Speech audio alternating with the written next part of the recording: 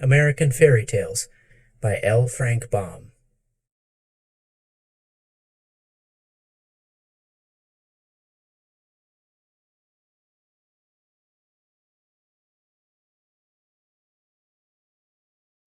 The Box of Robbers.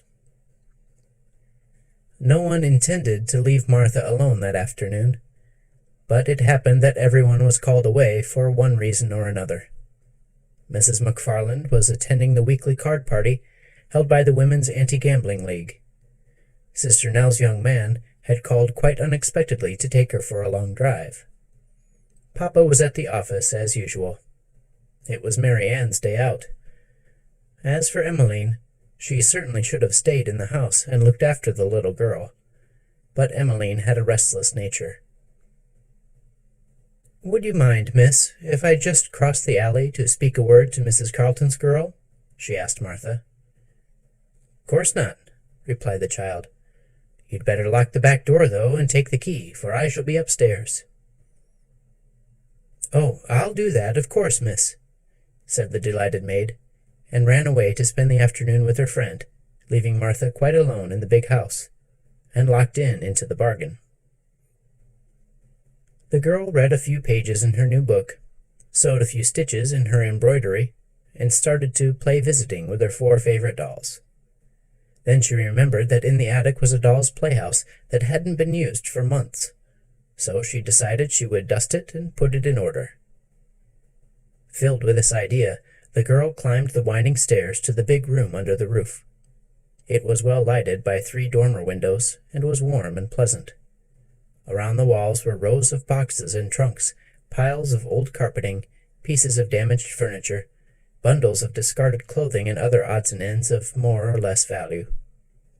Every well-regulated house has an attic of this sort, so I need not describe it.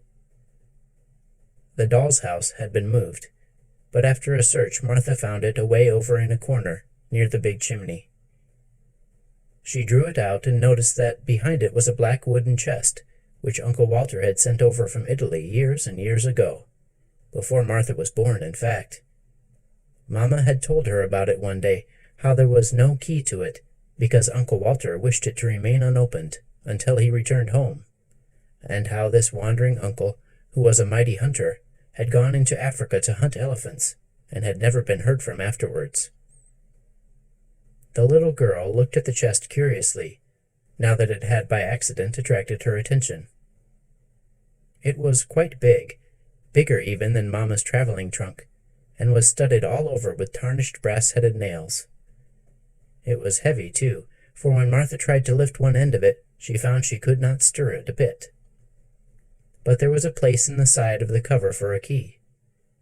She stooped to examine the lock, and saw that it would take a rather big key to open it.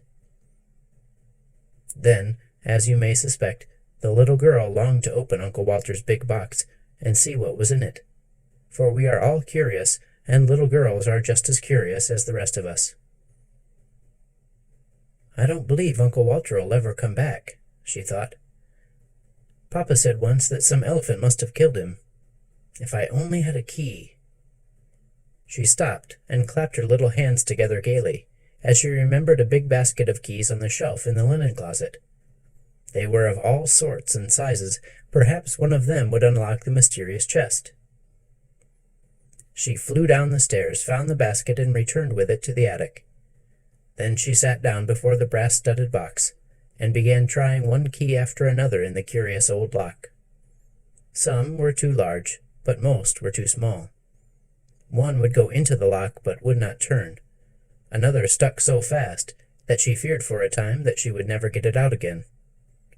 But at last, when the basket was almost empty, an oddly shaped ancient brass key slipped easily into the lock. With a cry of joy, Martha turned the key with both hands. Then she heard a sharp click, and the next moment the heavy lid flew up of its own accord. The little girl leaned over the edge of the chest in an instant, and the sight that met her eyes caused her to start back in amazement. Slowly and carefully, a man unpacked himself from the chest, stepped out upon the floor, stretched his limbs, and then took off his hat and bowed politely to the astonished child. He was tall and thin, and his face seemed badly tanned or sunburnt. Then another man emerged from the chest, yawning and rubbing his eyes like a sleepy schoolboy. He was of middle size, and his skin seemed as badly tanned as that of the first. While Martha stared open-mouthed at the remarkable sight, a third man crawled from the chest. He had the same complexion as his fellows, but was short and fat. All three were dressed in a curious manner. They wore short jackets of red velvet, braided with gold, and knee-breeches of sky-blue satin with silver buttons. Over their stockings were laced wide ribbons of red and yellow and blue, while their hats had broad brims with high peaked crowns, from which fluttered yards of bright-colored ribbons. They had big gold rings in their ears and rows of knives and pistols in their belts. Their eyes were black and glittering, and they wore long, fierce mustaches, curling at the ends like a pig's tail. "My, but you were heavy!" exclaimed the fat one, when he had pulled down his velvet jacket and brushed the dust from his sky-blue breeches. "And you squeezed me all out of shape." "It was unavoidable, Luigi," responded the thin man lightly. "The lid of the chest pressed me down upon you. Yet I tender you my regrets." "As for me," said the middle-sized man, carelessly rolling a cigarette and lighting it, "you must acknowledge that I have been your nearest friend for years, so do not be disagreeable." "You mustn't smoke in the attic," said Martha, recovering herself at the sight of the cigarette. "You might set the house on fire." The middle-sized man, who had not noticed her before, at this speech turned to the girl and bowed. "Since a lady requests it," said he, "I shall abandon my cigarette." And he threw it on the floor and extinguished it with his foot. "Who are you?" asked Martha, who until now had been too astonished to be frightened. "Permit us to introduce ourselves," said the thin man, flourishing his hat gracefully. "This is Luigi." The fat man nodded. "And this is Benny." The middle-sized man bowed. "And I am Victor. We are 3 bandits, Italian bandits." "Bandits?" cried Martha with a look of horror. "Exactly. Perhaps in all the world there are not 3 other bandits so terrible and fierce as ourselves," said Victor proudly. "'Tis so," said the fat man, nodding gravely. "But it's wicked!" exclaimed Martha. "Yes, indeed," replied Victor. "We are extremely and tremendously wicked. Perhaps in all the world you could not find 3 men more wicked than those who now stand before you." "'Tis so," said the fat man approvingly. "But you shouldn't be so wicked," said the girl. It's naughty." Victor cast down his eyes and blushed. "Naughty?" gasped Benny, with a horrified look. "'Tis a hard word," said Luigi sadly, and buried his face in his hands. "I little thought," murmured Victor in a voice broken by emotion, "ever to be so reviled, and by a lady. Yet perhaps you spoke thoughtlessly. You must consider, miss, that our wickedness has an excuse. For how are we to be bandits, let me ask, unless we are wicked?" Martha was puzzled and shook her head thoughtfully. Then she remembered something. "You can't remain bandits any longer," said she, "because you are now in America." "America?" cried the 3 together. "Certainly. You are on Prairie Avenue in Chicago. Uncle Walter sent you here from Italy in this chest." The bandits seemed greatly bewildered by this announcement. Luigi sat down on an old chair with a broken rocker and wiped his forehead with a yellow silk handkerchief. Benny and Victor fell back upon the chest and looked at her with pale faces and staring eyes. When he had somewhat recovered himself, Victor spoke. "Your Uncle Walter has greatly wronged us," he said reproachfully. "He has taken us from our beloved Italy, where bandits are highly respected, and brought us to a strange country, where we shall not know whom to rob or how much to ask for a ransom." "'Tis so," said the fat man, slapping his leg sharply. And we had won such fine reputations in Italy, said Benny, regretfully. Perhaps Uncle Walter wanted to reform you, suggested Martha. Are there, then, no bandits in Chicago? Asked Victor. Well, replied the girl, blushing in her turn, we do not call them bandits. Then what shall we do for a living? Inquired Benny despairingly. A great deal can be done in a big American city, said the child. My father is a lawyer. The bandit shuddered. And my mother's cousin is a police inspector. Ah, said Victor, that is good employment. The police need to be inspected, especially in Italy. Everywhere, added Benny. Then you could do other things, continued Martha encouragingly. You could be motormen on trolley cars, or clerks in a department store. Some people even become aldermen to earn a living. The bandits shook their heads sadly. We are not fitted for such work, said Victor. Our business is to rob. Martha tried to think. It is rather hard to get positions in the gas office, she said. But you might become politicians. No, cried Benny with sudden fierceness. We must not abandon our high calling. Bandits we have always been, and bandits we must remain. 'Tis so, agreed the fat man. Even in Chicago there must be people to rob, remarked Victor with cheerfulness. Martha was distressed. I think they have all been robbed, she objected. Then we can rob the robbers, for we have experience and talent beyond the ordinary, said Benny. Oh dear, moaned the girl. Why did Uncle Walter ever send you here in this chest? The bandits became interested. That is what we should like to know, declared Victor eagerly. But no one will ever know, for Uncle Walter was lost while hunting elephants in Africa, she continued with conviction. Then we must accept our fate, and rob to the best of our ability, said Victor. So long as we are faithful to our beloved profession, we need not be ashamed. 'Tis so, cried the fat man. Brothers, we will begin now. Let us rob the house we are in.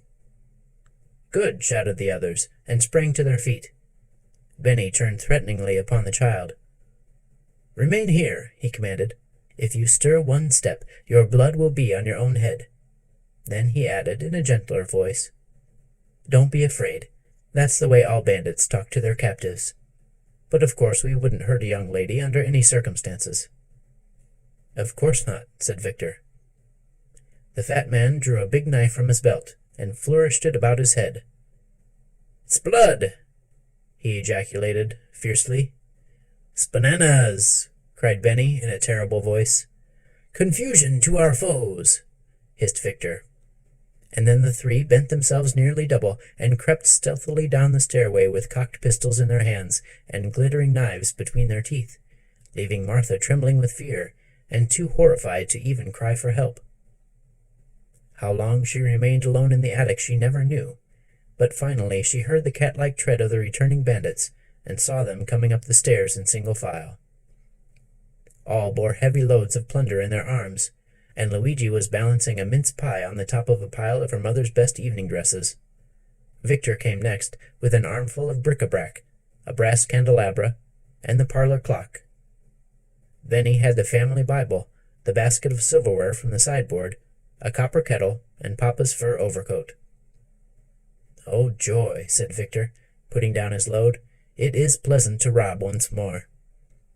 Oh, ecstasy, said Benny, but he let the kettle drop on his toe and immediately began dancing around in anguish, while he muttered queer words in the Italian language.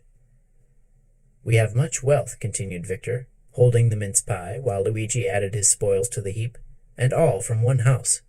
This America must be a rich place. With a dagger he then cut himself a piece of the pie and handed the remainder to his comrades, whereupon all three sat upon the floor and consumed the pie, while Martha looked on sadly. We should have a cave, remarked Benny, for we must store our plunder in a safe place. Can you tell us of a secret cave? He asked Martha. There's a mammoth cave, she answered, but it's in Kentucky. You would be obliged to ride on the cars a long time to get there. The three bandits looked thoughtful and munched their pie silently, but the next moment they were startled by the ringing of the electric doorbell, which was heard plainly even in the remote attic. What's that? Demanded Victor in a hoarse voice, as the three scrambled to their feet with drawn daggers. Martha ran to the window and saw it was only the postman, who had dropped a letter in the box and gone away again. But the incident gave her an idea of how to get rid of her troublesome bandits. So she began wringing her hands as if in great distress, and cried out, "It's the police!" The robbers looked at one another with genuine alarm, and Luigi asked, tremblingly, "Are there many of them?" 112, exclaimed Martha, after pretending to count them. Then we are lost, declared Benny, for we could never fight so many and live. Are they armed? Inquired Victor, who was shivering as if cold. Oh, yes, said she. They have guns and swords and pistols and axes and what? Demanded Luigi. And cannons! The three wicked ones groaned aloud, and Benny said in a hollow voice, I hope they will kill us quickly, and not put us to the torture. I have been told these Americans are painted Indians, who are bloodthirsty and terrible. 'Tis so, gasped the fat man with a shudder. Suddenly, Martha turned from the window. You are my friends, are you not? She asked. We are devoted, answered Victor.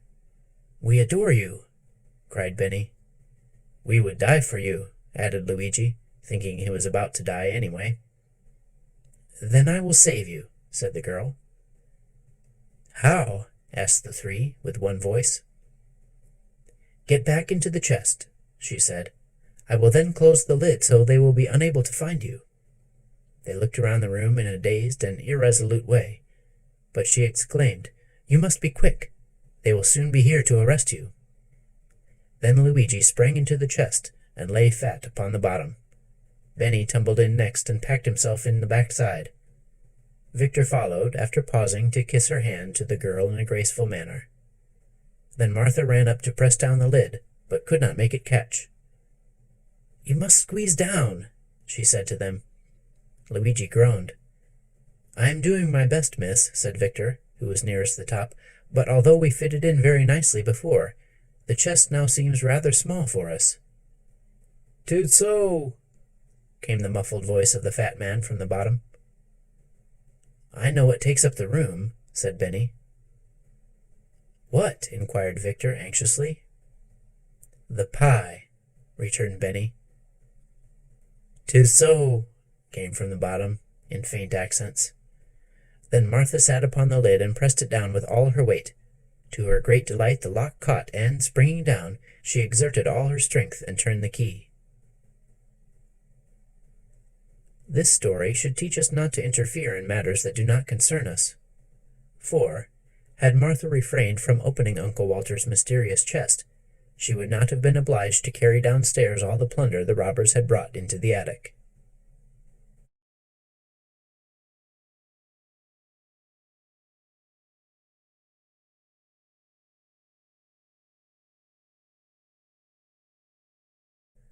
The Glass Dog.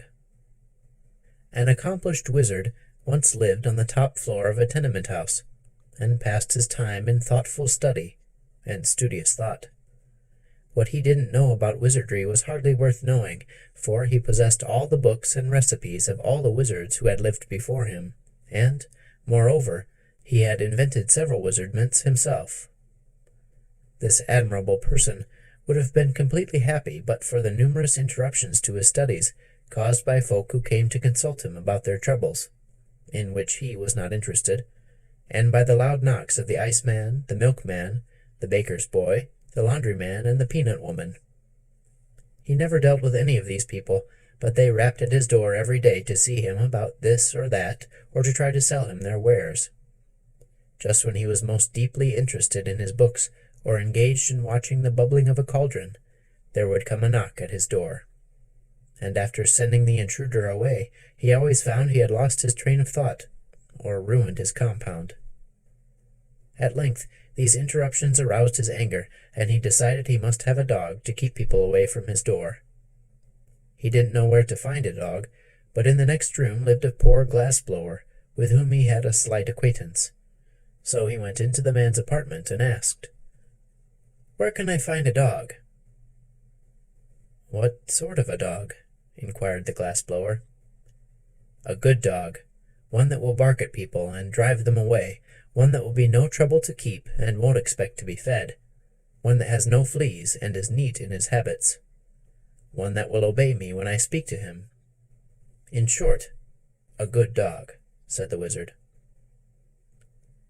"Such a dog is hard to find," returned the glass-blower, who was busy making a blue glass flower-pot with a pink glass rose-bush in it, having green glass leaves and yellow glass roses. The wizard watched him thoughtfully. "Why cannot you blow me a dog out of glass?" he asked presently. "I can," declared the glass-blower, "but it would not bark at people, you know." "Oh, I'll fix that easily enough," replied the other. "If I could not make a glass dog bark, I would be a mighty poor wizard." "Very well. If you can use a glass dog, I'll be pleased to blow one for you. Only you must pay for my work." "Certainly," agreed the wizard. "But I have none of that horrid stuff you call money. You must take some of my wares in exchange." The glass-blower considered the matter for a moment. "Could you give me something to cure my rheumatism?" he asked. "Oh, yes, easily." "Then it's a bargain. I'll start the dog at once. What color of glass shall I use?" "Pink is a pretty color," said the wizard, "and it's unusual for a dog, isn't it?" "Very," answered the glass-blower, "but it shall be pink." So the wizard went back to his studies, and the glass-blower began to make the dog. Next morning he entered the wizard's room with the glass dog under his arm, and set it carefully upon the table. It was a beautiful pink in color, with a fine coat of spun glass, and about its neck was twisted a blue glass ribbon. Its eyes were specks of black glass, and sparkled intelligently, as do many of the glass eyes worn by men. The wizard expressed himself pleased with the glass-blower's skill, and at once handed him a small vial. "This will cure your rheumatism," he said. "But the vial is empty," protested the glass-blower. "Oh, no, there is one drop of liquid in it," was the wizard's reply. "Will one drop cure my rheumatism?" inquired the glass-blower in wonder. "Most certainly. That is a marvelous remedy. The one drop contained in the vial will cure instantly any kind of disease ever known to humanity. Therefore, it is especially good for rheumatism. But guard it well, for it is the only drop of its kind in the world, and I've forgotten the recipe." "Thank you," said the glass-blower, and went back to his room. The wizard cast a wizzy spell and mumbled several very learned words in the wizardese language over the glass dog, whereupon the little animal first wagged its tail from side to side, then winked his left eye knowingly, and at last began barking in a most frightful manner. That is, when you stop to consider the noise came from a pink glass dog. There is something almost astonishing in the magic arts of wizards, unless, of course, you know how to do the things yourself, when you are not expected to be surprised at them. The wizard was as delighted as a schoolteacher at the success of his spell, although he was not astonished. Immediately he placed the dog outside his door, where it would bark at anyone who dared knock, and so disturb the studies of its master. The glass-blower, on returning to his room, decided not to use the one drop of wizard cure-all just then. "My rheumatism is better today," he reflected, "and I will be wise to save the medicine for a time when I am very ill, when it will be of more service to me." So he placed the vial in his cupboard, and went to work blowing more roses out of glass.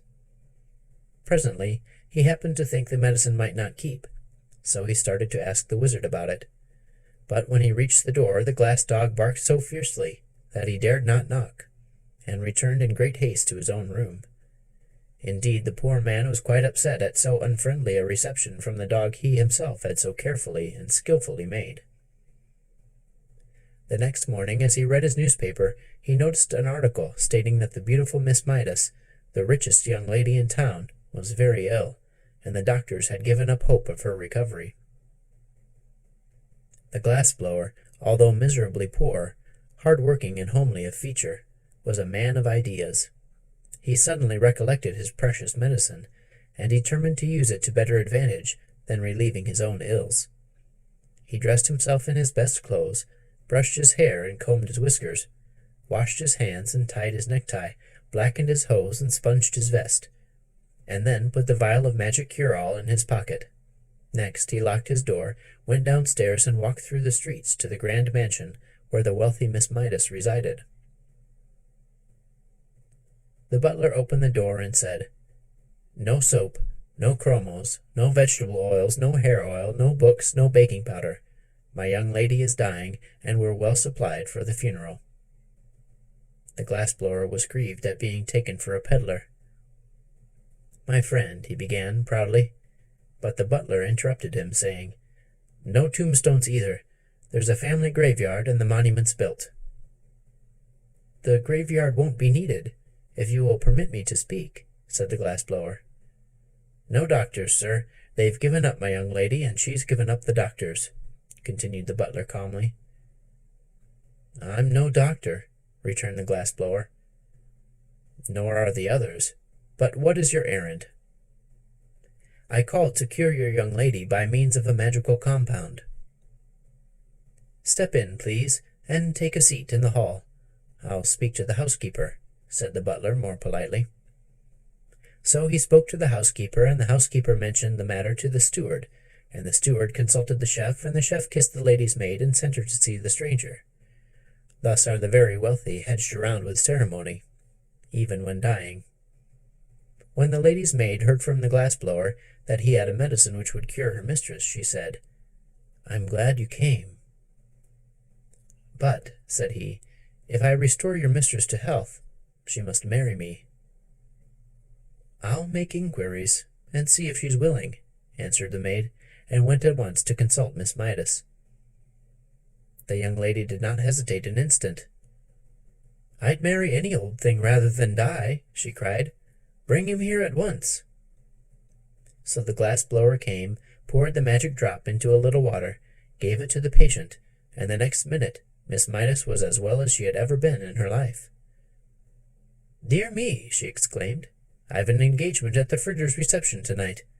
Bring my pearl-colored silk, Marie, and I will begin my toilet at once.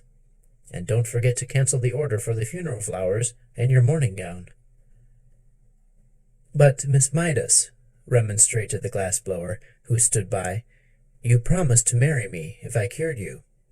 "I know," said the young lady, "but we must have time to make proper announcement in the society papers, and have the wedding cards engraved. Call tomorrow, and we'll talk it over."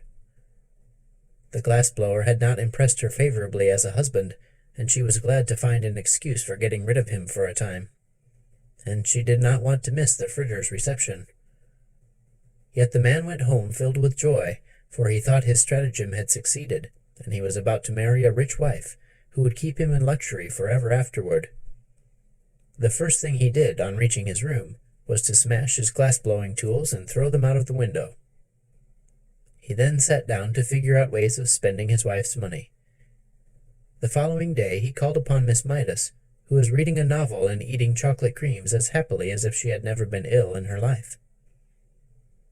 "Where did you get the magic compound that cured me?" she asked. "From a learned wizard," said he, and then, thinking it would interest her, he told how he had made the glass dog for the wizard, and how it barked and kept everybody from bothering him. "How delightful," she said. "I have always wanted a glass dog that could bark." "But there is only one in the world," he answered, "and it belongs to the wizard." "You must buy it for me," said the lady. "The wizard cares nothing for money," replied the glass-blower. "Then you must steal it for me," she retorted. "I can never live happily another day unless I have a glass dog that can bark." The Glassblower was much distressed at this, but said he would see what he could do. For a man should always try to please his wife, and Miss Midas had promised to marry him within a week. On his way home he purchased a heavy sack, and when he passed the wizard's door and the pink glass dog ran out to bark at him, he threw the sack over the dog, tied the opening with a piece of twine, and carried him away to his own room.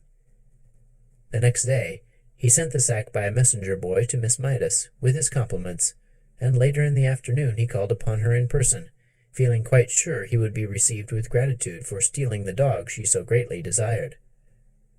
But when he came to the door, and the butler opened it, what was his amazement to see the glass dog rush out, and begin barking at him furiously. "Call off your dog!" he shouted in terror. "I can't, sir," answered the butler. "My young lady has ordered the glass dog to bark whenever you call here. You'd better look out, sir," he added, "for if it bites you, you may have glassophobia." This so frightened the poor Glassblower that he went away hurriedly, but he stopped at a drugstore and put his last dime in the telephone box so he could talk to Miss Midas without being bitten by the dog. "Give me Pelf 6742, he called. "Hello, what is it?" said a voice. "I want to speak with Miss Midas," said the Glassblower. Presently a sweet voice said, "This is Miss Midas. What is it?" "Why have you treated me so cruelly, and set the glass dog on me?" asked the poor fellow. "Well, to tell the truth," said the lady, "I don't like your looks. Your cheeks are pale and baggy, your hair is coarse and long, your eyes are small and red, your hands are big and rough, and you are bow-legged." "But I can't help my looks," pleaded the Glassblower, "and you really promised to marry me." "If you were better looking, I'd keep my promise," she returned. "But under the circumstances you are no fit mate for me, and unless you keep away from my mansion, I shall set my glass dog on you." Then she dropped the phone and would have nothing more to say. The miserable Glassblower went home with a heart bursting with disappointment, and began tying a rope to the bedpost with which to hang himself. Someone knocked at the door, and, upon opening it, he saw the wizard. "I've lost my dog," he announced. "Have you, indeed?" replied the Glassblower, tying a knot in the rope. "Yes, someone has stolen him." "That's too bad," declared the Glassblower indifferently. "You must make me another," said the wizard. "But I cannot. I've thrown away my tools." "Then what shall I do?" asked the wizard. "I do not know, unless you offer a reward for the dog." "But I have no money," said the wizard. "Offer some of your compounds, then," suggested the Glassblower, who was making a noose in the rope for his head to go through. "The only thing I can spare," replied the wizard thoughtfully, "is a beauty powder." "What?" cried the Glassblower, throwing down the rope. "Have you really such a thing?" "Yes, indeed. Whoever takes the powder will become the most beautiful person in the world." "If you will offer that as a reward," said the Glassblower eagerly, "I'll try to find the dog for you, for above everything else I long to be beautiful." "But I warn you, the beauty will only be skin-deep," said the wizard. "That's all right," replied the happy Glassblower. "When I lose my skin, I shan't care to remain beautiful." "Then tell me where to find my dog, and you shall have the powder," promised the wizard. So the Glassblower went out and pretended to search, and by he returned and said, "I've discovered the dog. You will find him in the mansion of Miss Midas." The wizard went at once to see if this were true, and sure enough, the glass dog ran out and began barking at him. Then the wizard spread out his hands and chanted a magic spell, which sent the dog fast asleep, when he picked him up and carried him to his own room on the top floor of the tenement house. Afterward he carried the beauty powder to the Glassblower as a reward, and the fellow immediately swallowed it, and became the most beautiful man in the world. The next time he called upon Miss Midas, there was no dog to bark at him, and when the young lady saw him, she fell in love with his beauty at once. "If only you were a count or a prince," she sighed, "I'd willingly marry you." "But I am a prince," he said, "the Prince of Dog Blowers." "Ah," said she, "then if you are willing to accept an allowance of $4 a week, I'll order the wedding cards engraved." The man hesitated, but when he thought of the rope hanging from his bedpost, he consented to the terms. So they were married, and the bride was very jealous of her husband's beauty, and led him a dog's life. So he managed to get into debt, and made her miserable in turn. As for the glass dog, the wizard set him barking again by means of his wizardness, and put him outside his door. I suppose he is there yet, and am rather sorry, for I should like to consult the wizard about the moral to this story.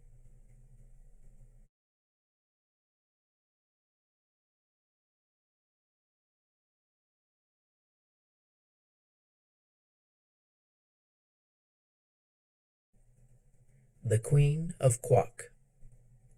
A king once died, as kings are apt to do, being as liable to shortness of breath as other mortals. It was high time this king abandoned his earth life, for he had lived in a sadly extravagant manner, and his subjects could spare him, without the slightest inconvenience. His father had left him a full treasury, both money and jewels being in abundance. But the foolish king, just deceased, had squandered every penny in riotous living. He had then taxed his subjects until most of them became paupers, and this money vanished in more riotous living. Next he sold all the grand old furniture in the palace, all the silver and gold plate, and bric-a-brac, all the rich carpets and furnishings, and even his own kingly wardrobe, reserving only a soiled and moth-eaten ermine robe to fold over his threadbare raiment. And he spent the money in further riotous living. Don't ask me to explain what riotous living is. I only know from hearsay that it is an excellent way to get rid of money. And so this spendthrift king found it. He now picked all the magnificent jewels from this kingly crown, and from the round ball on the top of his scepter, and sold them and spent the money. Riotous living, of course. But at last he was at the end of his resources. He couldn't sell the crown itself, because no one but the king had the right to wear it. Neither could he sell the royal palace, because only the king had the right to live there. So, finally, he found himself reduced to a bare palace, containing only a big mahogany bedstead that he slept in, a small stool on which he sat to pull off his shoes, and the moth-eaten ermine robe. In this strait, he was reduced to the necessity of borrowing an occasional dime from his chief counselor, with which to buy a ham sandwich. And the chief counselor hadn't many dimes. One who counseled his king so foolishly was likely to ruin his own prospects as well. So the king, having nothing more to live for, died suddenly and left a 10-year-old son to inherit the dismantled kingdom, the moth-eaten robe, and the jewel-stripped crown. No one envied the child, who had scarcely been thought of until he became king himself. Then he was recognized as a personage of some importance, and the politicians and hangers-on, headed by the chief counselor of the kingdom, held a meeting to determine what could be done for him. These folk had helped the old king to live riotously while his money lasted, and now they were poor and too proud to work. So they tried to think of a plan that would bring more money into the little king's treasury, where it would be handy for them to help themselves. After the meeting was over, the chief counselor came to the young king, who was playing peg-top in the courtyard, and said, "Your Majesty, we have thought of a way to restore your kingdom to its former power and magnificence." "All right," replied His Majesty carelessly. "How will you do it?" "By marrying you to a lady of great wealth," replied the counselor. "Marrying me?" cried the king. "Why, I am only 10 years old." "I know. It is to be regretted, but your Majesty will grow older, and the affairs of the kingdom demand that you marry a wife." "Can't I marry a mother instead?" asked the poor little king, who had lost his mother when a baby. "Certainly not," declared the counselor. "To marry a mother would be illegal. To marry a wife is right and proper." "Can't you marry her yourself?" inquired His Majesty, aiming his peg-top at the chief counselor's toe, and laughing to see how he jumped to escape it. "Let me explain," said the other. "You haven't a penny in the world, but you have a kingdom. There are many rich women who would be glad to give their wealth in exchange for a queen's coronet, even if the king is but a child. So we have decided to advertise that the one who bids the highest shall become the Queen of Quack." "If I must marry at all," said the king after a moment's thought, "I prefer to marry Nyana, the armorer's daughter." "She is too poor," replied the counselor. "Her teeth are pearls, her eyes are amethysts, and her hair is gold," declared the little king.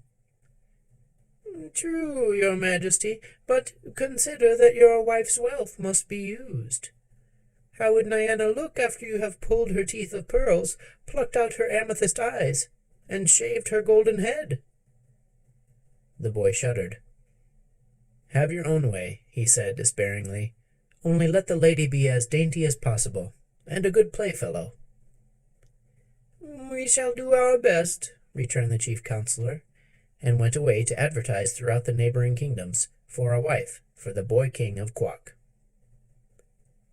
There were so many applicants for the privilege of marrying the little king that it was decided to put him up at auction, in order that the largest possible sum of money should be brought into the kingdom.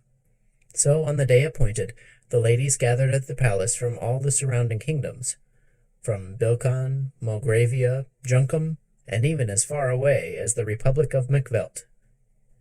The chief counselor came to the palace early in the morning, and had the king's face washed and his hair combed, and then he patted the inside of the crown with old newspapers to make it small enough to fit His Majesty's head. It was a sorry-looking crown, having many big and little holes in it where the jewels had once been, and it had been neglected and knocked around until it was quite battered and tarnished. Yet, as the counselor said, it was the king's crown, and it was quite proper he should wear it on the solemn occasion of his auction. Like all boys, be they kings or paupers, His Majesty had torn and soiled his one suit of clothes, so that they were hardly presentable, and there was no money to buy new ones. Therefore the counselor wound the old ermine robe around the king, and sat him upon the stool in the middle of the otherwise empty audience chamber. And around him stood all the courtiers and politicians and hangers-on of the kingdom, consisting of such people as were too proud or lazy to work for a living. There was a great number of them, you may be sure, and they made an imposing appearance. Then the doors of the audience chamber were thrown open, and the wealthy ladies who aspired to being Queen of Quack came trooping in. The king looked them over with much anxiety, and decided they were each and all old enough to be his grandmother, and ugly enough to scare away the crows from the royal cornfields, after which he lost interest in them. But the rich ladies never looked at the poor little king squatting upon his stool. They gathered at once about the chief counselor, who acted as auctioneer. "How much am I offered for the coronet of the Queen of Quack?" asked the counselor in a loud voice. "Where is the coronet?" inquired a fussy lady who had just buried her 9th husband, and was worth several millions.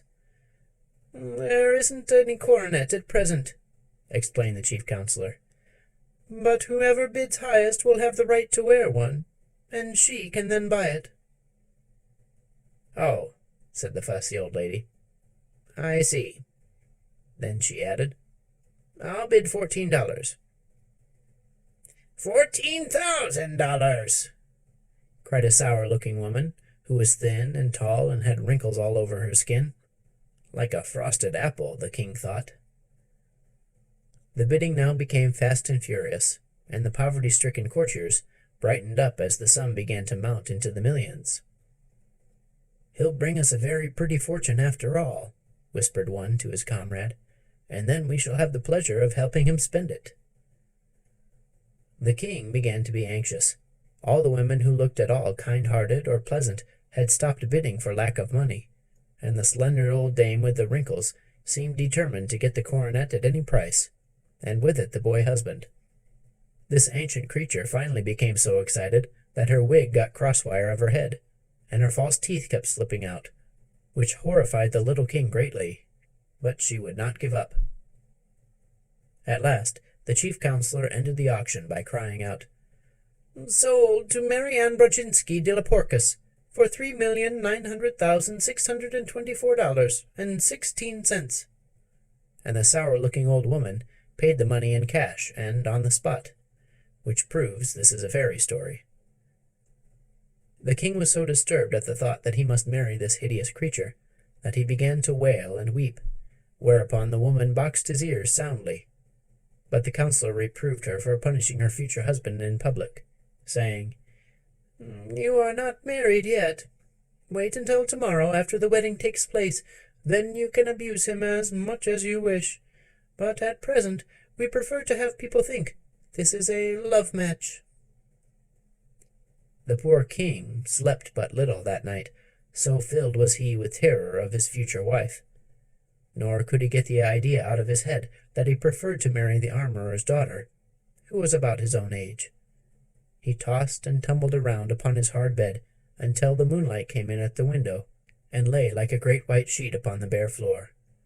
Finally, in turning over for the 100th time, his hand struck against a secret spring in the headboard of the big mahogany bedstead, and at once, with a sharp click, a panel flew open. The noise caused the king to look up, and, seeing the open panel, he stood upon tiptoe and, reaching within, drew out a folded paper. It had several leaves fastened together like a book, and upon the first page was written, "When the king is in trouble, this leaf he must double, and set it on fire, to obtain his desire." This was not very good poetry, but when the king had spelled it out in the moonlight, he was filled with joy. "There's no doubt about my being in trouble," he exclaimed, "so I'll burn it at once and see what happens." He tore off the leaf and put the rest of the book in its secret hiding place. Then, folding the paper double, he placed it on top of his stool, lighted a match, and set fire to it. It made a horrid smudge for so small a paper, and the king sat on the edge of the bed and watched it eagerly. When the smoke cleared away, he was surprised to see, sitting upon the stool, a round little man who, with folded arms and crossed legs, sat calmly facing the king and smoking a black briarwood pipe. "Well, here I am," said he. "So I see," replied the little king. "But how did you get here?" "Didn't you burn the paper?" demanded the round man by way of answer. "Yes, I did," acknowledged the king. "Then you are in trouble, and I've come to help you out of it. I'm the slave of the royal bedstead." "Oh," said the king, "I didn't know there was one." "Neither did your father, or he would not have been so foolish as to sell everything he had for money. By the way, it's lucky for you he did not sell this bedstead. Now then, what do you want?" "I'm not sure what I want," replied the king, "but I know what I don't want, and that is the old woman who is going to marry me." "That's easy enough," said the slave of the royal bedstead. "All you need to do is return her the money she paid the chief counselor, and declare the match off. Don't be afraid. You are the king, and your word is law." "To be sure," said the majesty, "but I am in great need of money. How am I going to live if the chief counselor returns to Mary Ann Brodzinski her millions?" "Fool, that's easy enough," again answered the old man, and putting his hand in his pocket, he drew out and tossed to the king an old-fashioned leather purse. "Keep that with you," said he, "and you will always be rich, for you can take out of the purse as many 25-cent silver pieces as you wish, one at a time. No matter how often you take one out, another will instantly appear in its place within the purse." "Thank you," said the king gratefully. "You have rendered me a rare favor, for now I shall have money for all my needs, and will not be obliged to marry anyone. Thank you 1,000 times." "Don't mention it," said the other, puffing his pipe slowly, and watching the smoke curl into the moonlight. Such things are easy to me. Is that all you want?" "All I can think of just now," returned the king. "Then please close that secret panel in the bedstead," said the man. "The other leaves of the book may be of use to you some time." The boy stood upon the bed as before, and, reaching up, closed the opening so that no one else could discover it. Then he turned to face his visitor, but the slave of the royal bedstead had disappeared. "I expected that," said his Majesty, "yet I am sorry he did not wait to say goodbye." With a lightened heart and a sense of great relief, the boy king placed the leathern purse underneath his pillow, and, climbing into bed again, slept soundly until morning. When the sun rose, his Majesty rose also, refreshed and comforted, and the first thing he did was to send for the chief counselor. That mighty personage arrived looking glum and unhappy, but the boy was too full of his own good fortune to notice it. Said he, "I have decided not to marry anyone, for I have just come into a fortune of my own. Therefore, I command you to return to that old woman the money she has paid you for the right to wear the coronet of the Queen of Quack, and make public declaration that the wedding will not take place." Hearing this, the counselor began to tremble, for he saw the young king had decided to reign in earnest, and he looked so guilty that his Majesty inquired, "Well, what is the matter now?" "Sire," said the wretch, in a shaking voice, "I cannot return the woman her money, for I have lost it." "Lost it?" cried the king, in mingled astonishment and anger. "Even so, your Majesty. On my way home from the auction last night, I stopped at the drugstore to get some potash lozenges for my throat, which was dry and hoarse with so much loud talking, and your Majesty will admit it was through my efforts the woman was induced to pay so great a price. Well, going into the drugstore, I carelessly left the package of money lying on the seat of my carriage, and when I came out again, it was gone. Nor was the thief anywhere to be seen."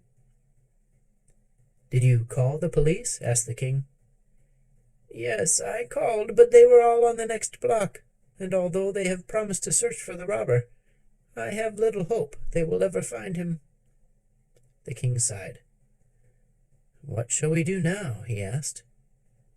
"I fear you must marry Marianne Brzezinski," said the chief counselor, "unless, indeed, you order the executioner to cut her head off." "That would be wrong," declared the king.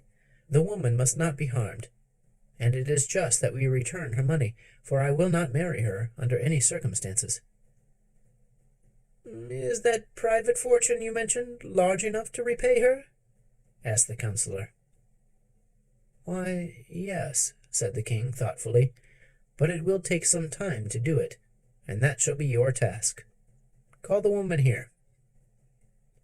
The counselor went in search of Marianne, who, when she heard she was not to become a queen, but would receive her money back, flew into a violent passion, and boxed the chief counselor's ears so viciously that they stung for nearly an hour.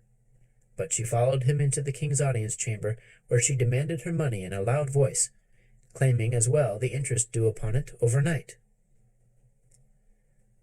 "The counselor has lost your money," said the boy king, "but he shall pay you every penny out of my own private purse. I fear, however, you will be obliged to take it in small change." "That will not matter," she cried, scowling upon the counselor as if she longed to reach his ears again. "I don't care how small the change is, as long as I get every penny that belongs to me, and the interest. Where is it?" "Here," answered the king, handing the counselor the leathern purse. "It is all in silver quarters, and they must be taken from the purse one at a time, but there will be plenty to pay your demands and to spare." So, there being no chairs, the counselor sat down upon the floor in one corner, and began counting out silver 25-cent pieces from the purse, one by one. And the old woman sat upon the floor opposite him, and took each piece of money from his hand. It was a large sum, $3,900,624.16, and it takes 4 times as many 25-cent pieces as it would dollars to make up the amount. The king left them sitting there and went to school, and often thereafter he came to the counselor and interrupted him long enough to get from the purse what money he needed to reign in a proper and dignified manner. This somewhat delayed the counting, but as it was a long job anyway, that did not matter much. The king grew to manhood and married the pretty daughter of the armorer, and they now have 2 lovely children of their own. Once in a while they go into the big audience chamber of the palace, and let the little ones watch the aged, hoary-headed counselor count out silver 25-cent pieces to a withered old woman, who watched his every movement to see that he does not cheat her. It is a big sum, $3,900,624.16 in 25-cent pieces. But this is how the counselor was punished for being so careless with the woman's money. And this is how Mary Ann Brodzinski de la Porcas was also punished for wishing to marry a 10-year-old king in order that she might wear the coronet of the Queen of Quack.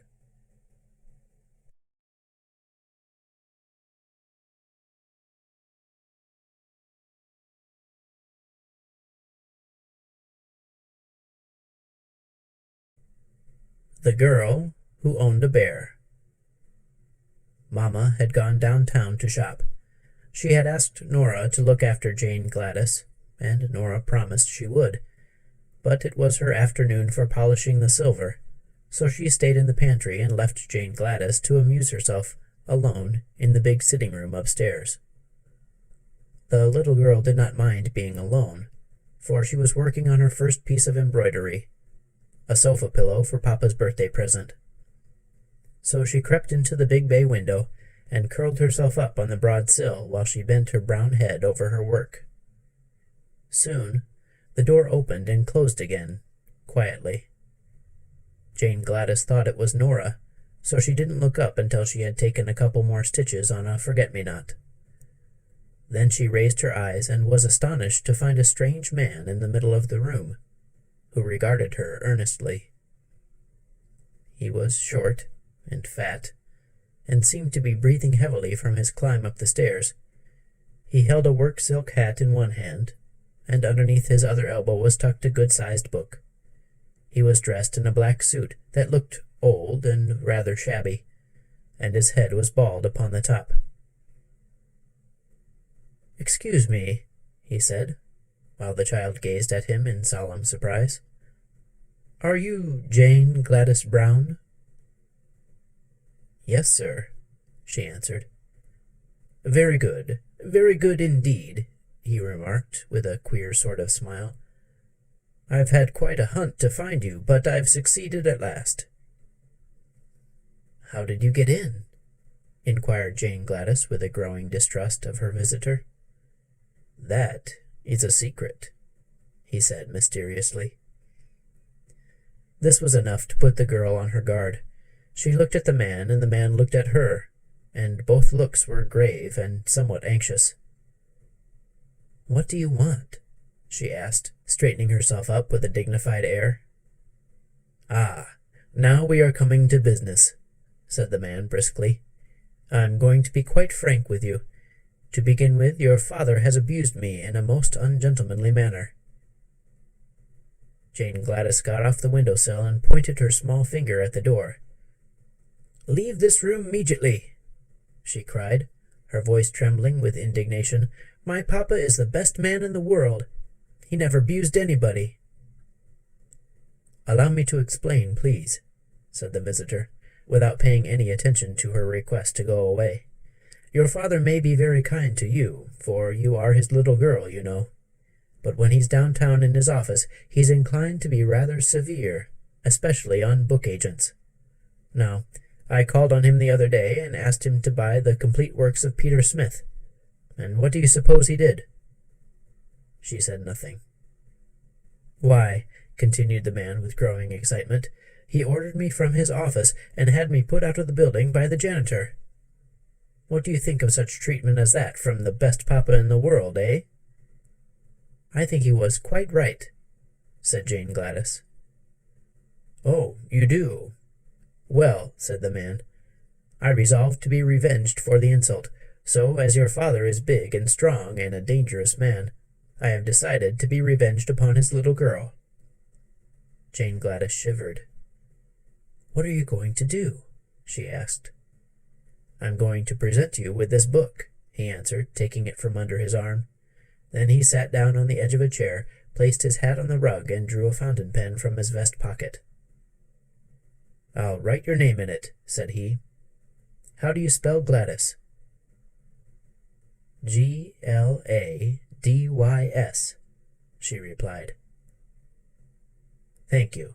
Now this," he continued, rising and handing her the book with a bow, "is my revenge for your father's treatment of me. Perhaps he'll be sorry he didn't buy the complete works of Peter Smith. Goodbye, my dear." He walked to the door, gave her another bow, and left the room, and Jane Gladys could see that he was laughing to himself, as if very much amused. When the door had closed behind the queer little man, the child sat down in the window again and glanced at the book.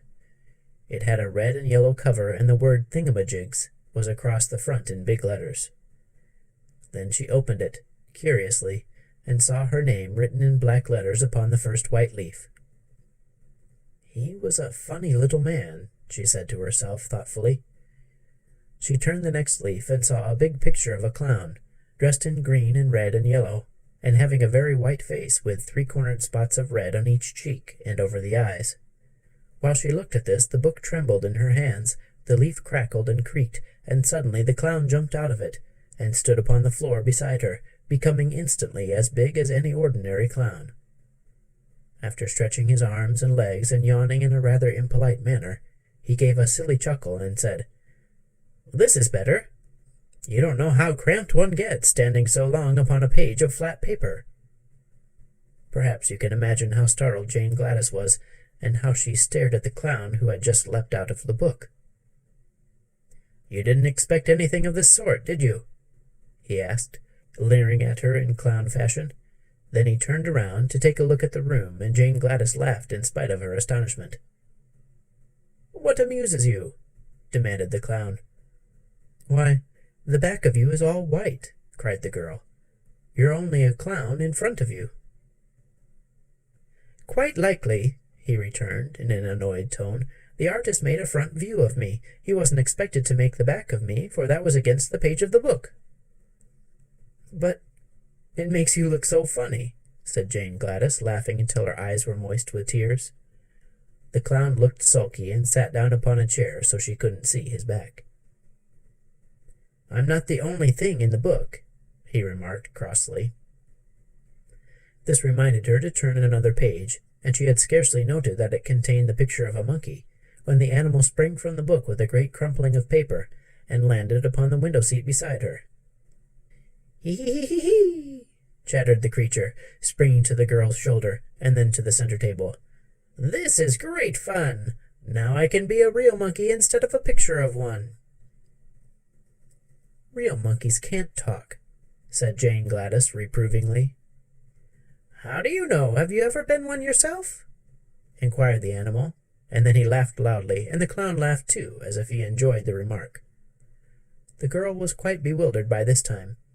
She thoughtlessly turned another leaf, and before she had time to look twice, a gray donkey leapt from the book and stumbled from the window-seat to the floor with a great clatter. "You're clumsy enough, I'm sure," said the child indignantly, for the beast had nearly upset her. "Clumsy? And why not?" demanded the donkey with angry voice. "If the fool artist had drawn you out of perspective as he did me, I guess you'd be clumsy yourself." "What's wrong with you?" asked Jane Gladys. "My front and rear legs on the left side are nearly 6 inches too short. That's what's the matter. If that artist didn't know how to draw properly, why did he try to make a donkey at all?" "I don't know," replied the child, seeing an answer was expected. "I can hardly stand up," grumbled the donkey, "and the least little thing will topple me over." "Don't mind that," said the monkey, making a spring at the chandelier and swinging from it by his tail until Jane Gladys feared he would knock all the globes off. "The same artist has made my ears as big as that clown's, and everyone knows a monkey hasn't any ears to speak of, much less to draw." "He should be prosecuted," remarked the clown gloomily. I haven't any back." Jane Gladys looked from one to the other with a puzzled expression upon her sweet face, and turned another page of the book. Swift as a flash there sprang over her shoulder a tawny, spotted leopard, which landed upon the back of a big leather armchair, and turned upon the others with a fierce movement. The monkey climbed to the top of the chandelier, and chattered with fright. The donkey tried to run, and straightway tipped over on his left side. The clown grew paler than ever, but he sat still in his chair and gave a low whistle of surprise. The leopard crouched upon the back of the chair, lashed his tail from side to side, and glared at all of them, by turns, including Jane Gladys. "Which of us are you going to attack first?" asked the donkey, trying hard to get up on his feet again. "I can't attack any of you," snarled the leopard. "The artist made my mouth shut, so I haven't any teeth, and he forgot to make my claws. But I'm a frightful-looking creature nevertheless, am I not?" "Oh, yes," said the clown, indifferently. "I suppose you're frightful-looking enough. But if you have no teeth nor claws, we don't mind your looks at all." This so annoyed the leopard that he growled horribly, and the monkey laughed at him. Just then the book slipped from the girl's lap, and as she made a movement to catch it, one of the pages near the back opened wide. She caught a glimpse of a fierce grizzly bear looking at her from the page, and quickly threw the book from her. It fell with a crash in the middle of the room, but beside it stood the great grizzly, who had wrenched himself from the page before the book closed. "Now," cried the leopard from his perch, "you'd better look out for yourselves. You can't laugh at him as you did at me. The bear has both claws and teeth." "Indeed I have," said the bear in a low, deep, growling voice, "and I know how to use them too. If you read in that book, you'll find I'm described as a horrible, cruel, and remorseless grizzly, whose only business in life is to eat up little girls, shoes, dresses, ribbons, and all. And then, the author says, I smack my lips and glory in my wickedness." "That's awful," said the donkey, sitting upon his haunches and shaking his head sadly. "What do you suppose possessed the author to make you so hungry for girls? Do you eat animals also?" "The author does not mention my eating anything but little girls," replied the bear. "Very good," remarked the clown, drawing a long breath of relief. "You may begin eating Jane Gladys as soon as you wish.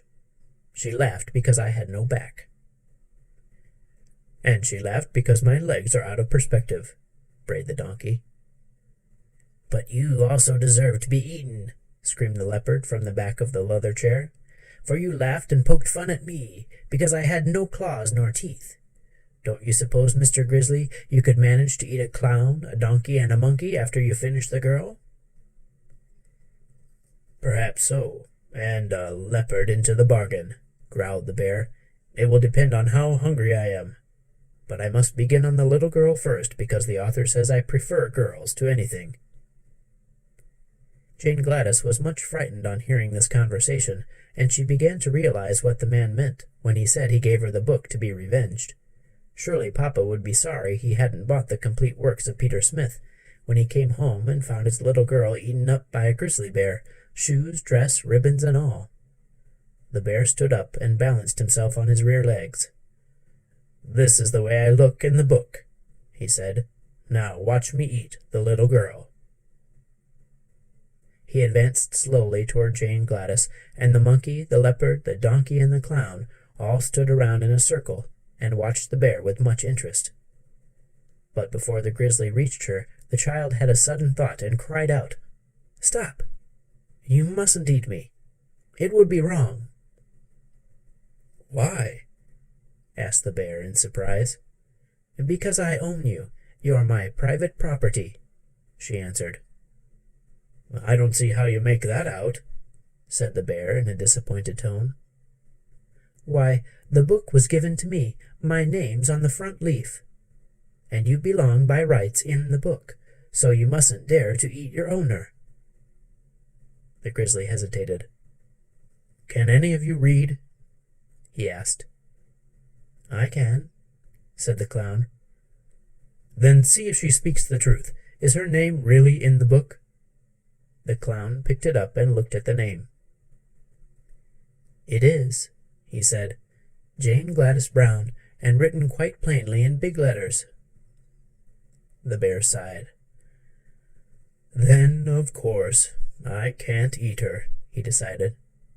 "That author is as disappointing as most authors are." "But he's not as bad as the artist," exclaimed the donkey, who was still trying to stand up straight.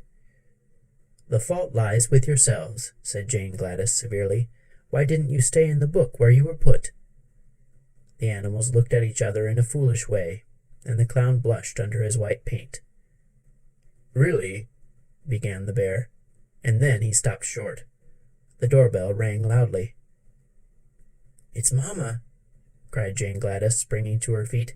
"She's come home at last. Now, you stupid creatures—" But she was interrupted by them all making a rush for the book.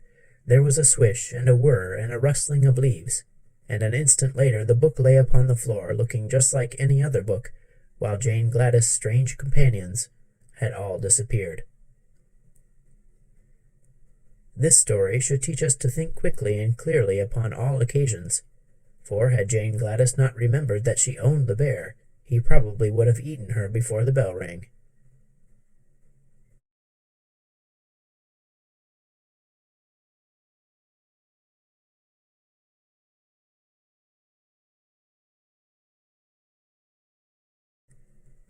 The Enchanted Types. One time, a Knook became tired of his beautiful life and longed for something new to do. The Knooks have more wonderful powers than any other immortal folk, except perhaps the fairies and Ryls. So one would suppose that a Knook who might gain anything he desired by a simple wish could not be otherwise than happy and contented. But such was not the case with Popopo, the Knook we are speaking of. He had lived thousands of years, and had enjoyed all the wonders he could think of. Yet life had become as tedious to him now as it might be to one who was unable to gratify a single wish. Finally, by chance, Popopo thought of the earth people who dwell in cities, and so he resolved to visit them and see how they lived. This would surely be fine amusement, and serve to pass away many wearisome hours. Therefore, one morning, after a breakfast so dainty that you could scarcely imagine it, Popopo set out for the earth, and at once was in the midst of a big city. His own dwelling was so quiet and peaceful that the roaring noise of the town startled him. His nerves were so shocked that, before he had looked around 3 minutes, he decided to give up the adventure and instantly return home. This satisfied for a time his desire to visit the earth cities, but soon the monotony of his existence again made him restless and gave him another thought. At night the people slept, and the cities would be quiet. He would visit them at night. So, at the proper time, Popopo transported himself in a jiffy to a great city, where he began wandering about the streets. Everyone was in bed. No wagons rattled along the pavements. No throngs of busy men shouted and hallooed. Even the policemen slumbered slyly, and there happened to be no prowling thieves abroad. His nerves being soothed by the stillness, Popopo began to enjoy himself. He entered many of the houses and examined their rooms with much curiosity. Locks and bolts made no difference to a Knook, and he saw as well in darkness as in daylight. After a time he strolled into the business portion of the city. Stores are unknown among the immortals, who have no need of money or of barter and exchange, so Popopo was greatly interested by the novel sight of so many collections of goods and merchandise. During his wanderings he entered a millinery shop, and was surprised to see within a large glass case a great number of women's hats, each bearing in one position or another a stuffed bird. Indeed, some of the most elaborate hats had 2 or 3 birds upon them. Now Knooks are the especial guardians of birds and love them dearly. To see so many of his little friends shut up in a glass case annoyed and grieved Popopo, who had no idea they had purposely been placed upon the hats by the milliner. So he slid back one of the doors of the case, gave the little chirruping whistle of the Knooks that all birds know well, and called, "Come, friends, the door is open. Fly out." Popopo did not know the birds were stuffed, but, stuffed or not, every bird is bound to obey a Knook's whistle and a Knook's call. So they left the hats, flew out of the case, and began fluttering about the room. "Poor dears," said the kind-hearted Knook. "You long to be in the fields and forests again." Then he opened the outer door for them and cried, "Off with you! Fly away, my beauties, and be happy again." The astonished birds at once obeyed, and when they had soared away into the night air, the Knook closed the door and continued his wandering through the streets. By dawn he saw many interesting sights, but day broke before he had finished the city, and he resolved to come the next evening, a few hours earlier. As soon as it was dark the following day, he came again to the city, and on passing the millinery shop, noticed a light within. Entering, he found two women, one of whom leaned her head upon the table and sobbed bitterly, while the other strove to comfort her. Of course, Popopo was invisible to mortal eyes, so he stood by and listened to their conversation. "Cheer up, sister," said one. "Even though your pretty birds have all been stolen, the hats themselves remain." "Alas," cried the other, who was the milliner, "no one will buy my hats partly trimmed, for the fashion is to wear birds upon them, and if I cannot sell my goods, I shall be utterly ruined." Then she renewed her sobbing, and the Knook stole away, feeling a little ashamed to realize that in his love for the birds he had unconsciously wronged one of the earth people, and made her unhappy. This thought brought him back to the millinery shop later in the night, when the two women had gone home. He wanted in some way to replace the birds upon the hats, that the poor woman might be happy again. So he searched until he came upon a nearby cellar full of little gray mice, who lived quite undisturbed and gained a livelihood by gnawing through the walls into neighboring houses and stealing food from the pantries. "Here are just the creatures," thought Popopo, "to place upon the woman's hats. Their fur is almost as soft as the plumage of the birds, and it strikes me the mice are remarkably pretty and graceful animals. Moreover, they now pass their lives in stealing, and were they obliged to remain always upon women's hats, their morals would be much improved."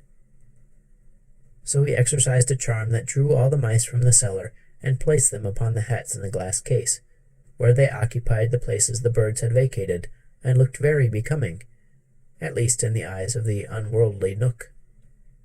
To prevent their running about and leaving the hats, Popopo rendered them motionless, and then he was so pleased with his work that he decided to remain in the shop and witness the delight of the milliner when she saw how daintily her hats were now trimmed. She came in the early morning accompanied by her sister, and her face wore a sad and resigned expression. After sweeping and dusting the shop and drawing the blinds, she opened the case and took out a hat. But when she saw a tiny gray mouse nestling among the ribbons and laces, she gave a loud shriek and, dropping the hat, sprang with one bound to the top of the table. The sister, knowing the shriek to be one of fear, leapt upon a chair and exclaimed, "What is it? Oh, what is it?" "A mouse!" gasped the milliner, trembling with terror. Popopo, seeing this commotion, now realized that mice are especially disagreeable to human beings, and that he had made a grave mistake in placing them upon the hats, so he gave a low whistle of command that was heard only by the mice. Instantly they all jumped from the hats, dashed out the open door of the glass case, and scampered away to their cellar. But this action so frightened the milliner and her sister that after giving several loud screams they fell upon their backs on the floor and fainted away. Popopo was a kind-hearted Knook, but on witnessing all this misery, caused by his own ignorance of the ways of humans, he straightway wished himself at home, and so left the poor women to recover as best they could. Yet he could not escape a sad feeling of responsibility, and after thinking upon the matter, he decided that since he had caused the milliner's unhappiness by freeing the birds, he could set the matter right by restoring them to the glass case. He loved the birds, and disliked to condemn them to slavery again, but that seemed the only way to end the trouble. So he set off to find the birds. They had flown a long distance, but it was nothing to Popopo to reach them in a second, and he discovered them sitting upon the branches of a big chestnut tree and singing gaily. When they saw the Knook, the birds cried, "Thank you, Popopo! Thank you for setting us free!" "Do not thank me," returned the Knook, "for I have come to send you back to the millinery shop."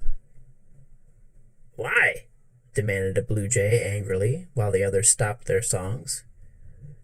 Because I find the woman considers you her property, and your loss has caused her much unhappiness, answered Popopo.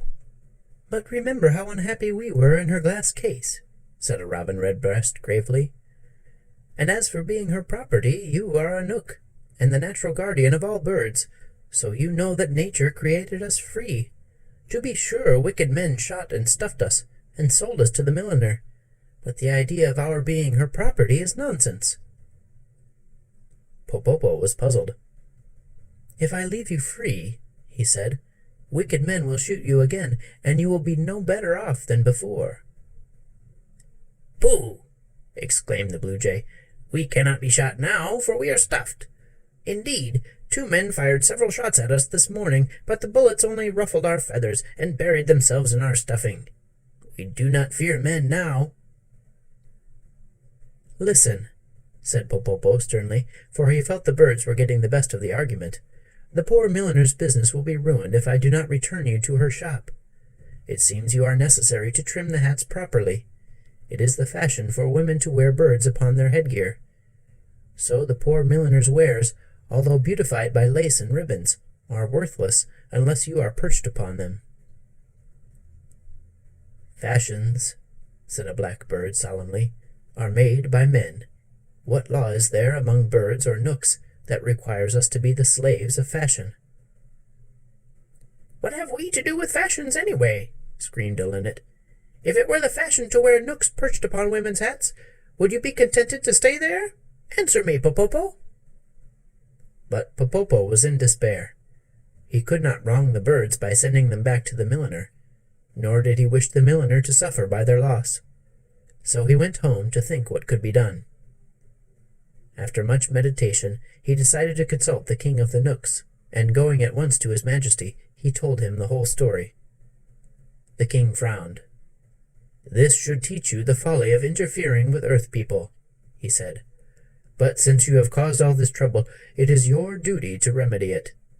Our birds cannot be enslaved, that is certain. Therefore you must have the fashions changed, so it will no longer be stylish for women to wear birds upon their hats. How shall I do that? Asked Popopo. Easily enough. Fashions often change among the earth people, who tire quickly of any one thing. When they read in their newspapers and magazines that the style is so-and-so, they never question the matter, but at once obey the mandate of fashion.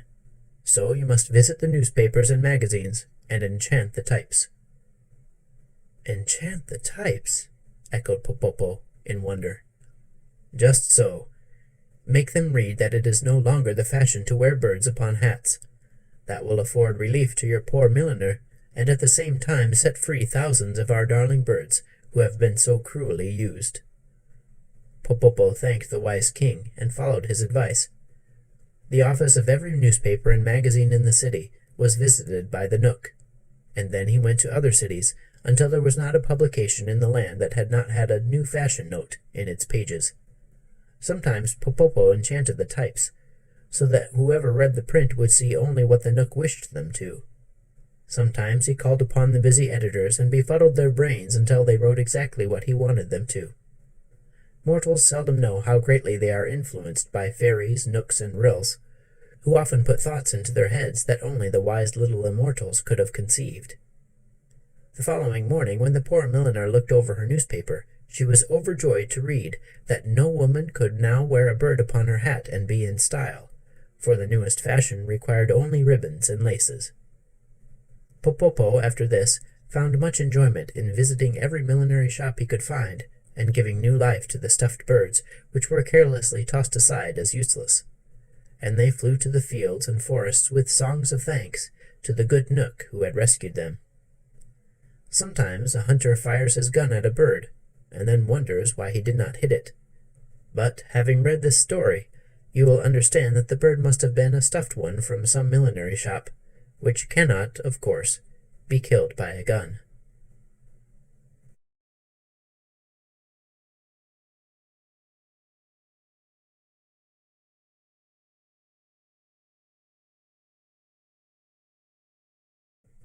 The Laughing Hippopotamus.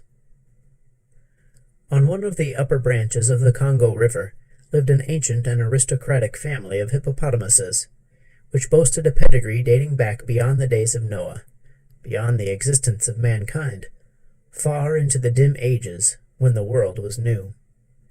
They had always lived upon the banks of this same river, so that every curve and sweep of its waters, every pit and shallow of its bed, every rock and stump and wallow upon its bank was as familiar to them as their own mothers. And they are living there yet, I suppose. Not long ago, the queen of this tribe of hippopotamuses had a child which she named Kio, because it was so fat and round. Still, that you may not be misled, I will say that in the hippopotamus language, Kio, properly translated, means fat and lazy, instead of fat and round. However, no one called the queen's attention to this error, because her tusks were monstrous long and sharp, and she thought Kio the sweetest baby in the world. He was, indeed, all right for a hippopotamus. He rolled and played in the soft mud of the riverbank, and waddled inland to nibble the leaves of the wild cabbage that grew there, and was happy and contented from morning till night. And he was the jolliest hippopotamus that ancient family had ever known. His little red eyes were forever twinkling with fun, and he laughed his merry laugh on all occasions, whether there was anything to laugh at or not. Therefore, the black people who dwelt in that region called him Ippy, the Jolly One, although they dared not come anigh him, on account of his fierce mother, and his equally fierce uncles and aunts and cousins, who lived in a vast colony upon the river-bank. And while these black people, who lived in the little villages scattered among the trees, dared not openly attack the royal family of hippopotamuses, they were amazingly fond of eating hippopotamus meat whenever they could get it. This was no secret to the hippopotamuses, and again, when the blacks managed to catch these animals alive, they had a trick of riding them through the jungles as if they were horses, thus reducing them to a condition of slavery. Therefore, having these things in mind, whenever the tribe of hippopotamuses smelled the oily odor of black people, they were accustomed to charge upon them furiously, and if by chance they overtook one of the enemy, they would rip him with their sharp tusks, or stamp him into the earth with their huge feet. It was continual warfare between the hippopotamuses and the black people. Gooey lived in one of the little villages of the blacks. He was the son of the chief's brother, and grandson of the village sorcerer, the latter being an aged man, known as the Boneless Wonder, because he could twist himself into as many coils as a serpent, and had no bones to hinder his bending his flesh into any position. This made him walk in a wobbly fashion, but the black people had great respect for him. Gooey's hut was made of branches of trees stuck together with mud, and his clothing consisted of a grass mat tied around his middle. But his relationship to the chief and the sorcerer gave him a certain dignity, and he was much addicted to solitary thought. Perhaps it was natural that these thoughts frequently turned upon his enemies, the hippopotamuses, and that he should consider many ways of capturing them. Finally, he completed his plans and set about digging a great pit in the ground, midway between two sharp curves of the river. When the pit was finished, he covered it over with small branches of trees, and strewed earth upon them, smoothing the surface so artfully that no one would suspect there was a big hole underneath. Then Gooey laughed softly to himself, and went home to supper. That evening the queen said to Kio, who was growing to be a fine child for his age, "I wish you'd run across the bend and ask your Uncle Nicky to come here. I have found a strange plant, and I want him to tell me if it is good to eat." The Jolly One laughed heartily as he started upon his errand, for he felt as important as a boy does when he is sent for the first time to the corner grocery to buy a yeast cake. "Guck-guck-guck, guck-guck-guck," was the way he laughed, and if you think a hippopotamus does not laugh this way, you have but to listen to one, and you will find I am right. He crawled out of the mud where he was wallowing, and tramped away through the bushes, and the last his mother heard as she lay half in and half out of the water was his musical "guck-guck-guck" dying away in the distance. Kio was in such a happy mood that he scarcely noticed where he stepped, so he was much surprised when, in the middle of a laugh, the ground gave way beneath him, and he fell to the bottom of Gooey's deep pit. He was not badly hurt, but had bumped his nose severely as he went down, so he stopped laughing and began to think how he should get out again. Then he found the walls were higher than his head, and that he was a prisoner. So he laughed a little at his own misfortune, and the laughter soothed him to sleep, so that he snored all through the night until daylight came. When Gooey peered over the edge of the pit next morning, he exclaimed, "Why, 'tis Ippy, the jolly one." Keo recognized the scent of a black man and tried to raise his head high enough to bite him, seeing which Gooey spoke in the hippopotamus language, which he had learned from his grandfather, the sorcerer. "Have peace, little one. You are my captive." "Yes, I will have a piece of your leg if I can reach it," retorted Keo, and then he laughed at his own joke. Guk-guk-guk. But Gooey, being a thoughtful black man, went away without further talk, and did not return until the following morning. When he again leaned over the pit, Keo was so weak from hunger that he could hardly laugh at all. "Do you give up?" asked Gooey, "or do you still wish to fight?" "What will happen if I give up?" inquired Keo. The black man scratched his woolly head in perplexity. "It is hard to say, Ippy. You are too young to work, and if I kill you for food I shall lose your tusks, which are not yet grown. Why, O jolly one, did you fall into my hole? I wanted to catch your mother or one of your uncles." "Guk-guk-guk," laughed Keo. "You must let me go after all, black man, for I am of no use to you." "That I will not do," declared Gooey. "Unless," he added as an afterthought, "you will make a bargain with me." "Let me hear about the bargain, black one, for I am hungry," said Keo. "I will let you go if you swear by the tusks of your grandfather that you will return to me in a year and a day and become my prisoner again." The youthful hippopotamus paused to think, for he knew it was a solemn thing to swear by the tusks of his grandfather.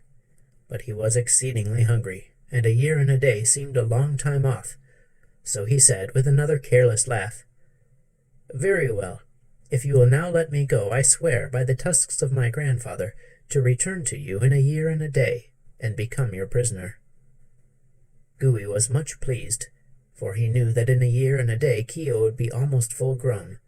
So he began digging away one end of the pit and filling it up with the earth until he had made an incline which would allow the hippopotamus to climb out. Keo was so pleased when he found himself upon the surface of the earth again that he indulged in a merry fit of laughter, after which he said, "Goodbye, Gooey. In a year and a day you will see me again." Then he waddled away toward the river to see his mother and get his breakfast, and Gooey returned to his village. During the months that followed, as the black man lay in his hut or hunted in the forest, he heard at times the faraway "guk-guk-guk" of the laughing hippopotamus. But he only smiled to himself and thought, "A year and a day will soon pass away." Now when Keo returned to his mother safe and well, every member of his tribe was filled with joy, for the jolly one was a general favorite. But when he told them that in a year and a day he must again become the slave of the black man, they began to wail and weep, and so many were their tears that the river rose several inches. Of course Keo only laughed at their sorrow, but a great meeting of the tribe was called and the matter discussed seriously. "Having sworn by the tusks of his grandfather," said Uncle Nicky, "he must keep his promise. But it is our duty to try in some way to rescue him from death or a life of slavery." To this all agreed, but no one could think of any method of saving Keo from his fate. So months passed away, during which all the royal hippopotamuses were sad and gloomy, except the jolly one himself. Finally, but a week of freedom remained to Keo, and his mother, the queen, became so nervous and worried that another meeting of the tribe was called. By this time the laughing hippopotamus had grown to enormous size, and measured nearly 15 feet long and 6 feet high, while his sharp tusks were whiter and harder than those of an elephant. "Unless something is done to save my child," said the mother, "I shall die of grief." Then some of her relations began to make foolish suggestions, But presently Uncle Nep, a wise and very big hippopotamus, said, "We must go to Glinkomok and implore his aid." Then all were silent, for it was a bold thing to face the mighty Glinkomok. But the mother's love was equal to any heroism. "I will myself go to him, if Uncle Nep will accompany me," she said quickly. Uncle Nep thoughtfully patted the soft mud with his forefoot, and wagged his short tail leisurely from side to side. "We have always been obedient to Glinkomok, and shown him great respect," said he. "Therefore I fear no danger in facing him. I will go with you." All the others snorted approval, being very glad they were not called upon to go themselves. So the Queen and Uncle Nep, with Keo swimming between them, set out upon their journey. They swam up the river all that day and all the next, until they came at sundown to a high rocky wall, beneath which was the cave where the mighty Glinkomok dwelt. This fearful creature was part beast, part man, part fowl, and part fish. It had lived since the world began. Through years of wisdom it had become part sorcerer, part wizard, part magician, and part fairy. Mankind knew it not, but the ancient beasts knew and feared it. The three hippopotamuses paused before the cave with their front feet upon the bank and their bodies in the water, and called in chorus a greeting to Glinkomok. Instantly thereafter the mouth of the cave darkened, and the creature glided silently toward them. The hippopotamuses were afraid to look upon it, and bowed their heads between their legs. "We come, O Glinkomok, to implore your mercy and friendly assistance," began Uncle Nep, and then he told the story of Keo's capture, and how he had promised to return to the black man. "He must keep his promise," said the creature, in a voice that sounded like a sigh. The mother hippopotamus groaned aloud. "But I will prepare him to overcome the black man, and to regain his liberty," continued Glinkomok. Keo laughed. "Lift your right paw," commanded Glinkomok. Keo obeyed, and the creature touched it with its long, hairy tongue. Then it held 4 skinny hands over Keo's bowed head, and mumbled some words in a language unknown to man or beast or fowl or fish. After this it spoke again in hippopotamese. "Your skin has now become so tough that no man can hurt you. Your strength is greater than that of 10 elephants. Your foot is so swift that you can distance the wind. Your wit is sharper than the bullthorn. Let the man fear, but drive fear from your own breast forever, for of all your race you are the mightiest." Then the terrible Glinkomok leaned over, and Keo felt its fiery breath scorch him as it whispered some further instructions in his ear. The next moment it glided back into its cave, followed by the loud thanks of the 3 hippopotamuses, who slid into the water and immediately began their journey home. The mother's heart was full of joy. Uncle Nep shivered once or twice, as he remembered a glimpse he had caught of Glinkomok. But Keo was as jolly as possible, and, not content to swim with his dignified elders, he dived under their bodies, raced all around them, and laughed merrily every inch of the way home. Then all the tribe held hijinks, and praised the mighty Glinkomok for befriending their queen's son. And when the day came for the Jolly One to give himself up to the black man, they all kissed him good-bye without a single fear for his safety. Keo went away in good spirits, and they could hear his laughing "guk-guk-guk-guk" long after he was lost in sight in the jungle. Gooey had counted the days and knew when to expect Keo, but he was astonished at the monstrous size to which his captive had grown, and congratulated himself on the wise bargain he had made. And Keo was so fat that Gooey determined to eat him. That is, all of him he possibly could, and the remainder of the carcass he would trade off to his fellow villagers. So he took a knife and tried to stick it into the hippopotamus, but the skin was so tough the knife was blunted against it. Then he tried other means, but Keo remained unhurt. And now, indeed, the Jolly One laughed his most gleeful laugh, till all the forest echoed the "guk-guk-guk-guk." And Gooey decided not to kill him, since that was impossible, but to use him for a beast of burden. He mounted upon Keogh's back and commanded him to march. So Keogh trotted briskly through the village, his little eyes twinkling with merriment. The other blacks were delighted with Gooey's captive, and begged permission to ride upon the Jolly One's back. So Gooey bargained with them for bracelets and shell necklaces and little gold ornaments until he had acquired quite a heap of trinkets. Then a dozen black men climbed upon Keogh's back to enjoy a ride, and the one nearest his nose cried out, "Run, mud dog, run!" And Keogh ran. Swift as the wind he strode, away from the village, through the forest, and straight up the river bank. The black men howled with fear. The Jolly One roared with laughter, and on they rushed. Then before them, on the opposite side of the river, appeared the black mouth of Glinkomok's cave. Keogh dashed into the water, dived to the bottom, and left the black people struggling to swim out. But Glinkomok had heard the laughter of Keogh, and knew what to do. When the Jolly One rose to the surface and blew the water from his throat, there was no black man to be seen. Keogh returned alone to the village, and Gooey asked with surprise, "Where are my brothers?" "I do not know," answered Keogh. "I took them far away, and they remained where I left them." Gooey would have asked more questions then, but another crowd of black men impatiently waited to ride on the back of the Laughing Hippopotamus. So they paid the price and climbed to their seats, after which the foremost said, "Run, mud wallower, run!" And Keogh ran as before, and carried them to the mouth of Glinkomok's cave, and returned alone. But now Gooey became anxious to know the fate of his fellows, for he was the only black man left in his village. So he mounted the hippopotamus and cried, "Run, river hog, run!" Keogh laughed his jolly "guk-guk-guk-guk," and ran with the speed of the wind.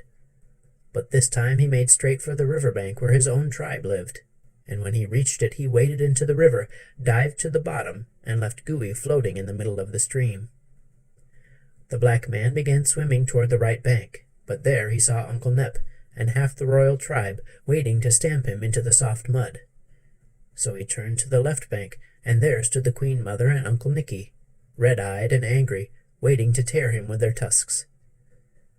Then Gooey uttered loud screams of terror, and spying the Jolly One, who swam near him, he cried, "Save me, Keogh, save me, and I will release you from slavery." "That is not enough," laughed Keogh. "I will serve you all my life," screamed Gooey. "I will do everything you bid me." "Will you return to me in a year and a day, and become my captive, if I allow you to escape?" asked Keogh. "I will! I will! I will!" cried Gooey. "Swear it by the bones of your grandfather," commanded Keogh, remembering that black men have no tusks to swear by. And Gooey swore it by the bones of his grandfather. Then Keogh swam to the black one, who clambered upon his back again. In this fashion they came to the bank, where Keogh told his mother and all the tribe of the bargain he had made with Gooey, who was to return in a year and a day and become his slave. Therefore the black man was permitted to depart in peace, and once more the Jolly One lived with his own people and was happy. When a year and a day had passed, Keogh began watching for the return of Gooey, but he did not come then or ever afterwards. For the black man had made a bundle of his bracelets and shell necklaces and little gold ornaments, and had traveled many miles into another country, where the ancient and royal tribe of hippopotamuses was unknown.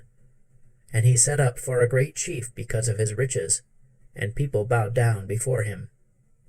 By day he was proud and swaggering, but at night he tumbled and tossed upon his bed and could not sleep. His conscience troubled him, for he had sworn by the bones of his grandfather, and his grandfather had no bones.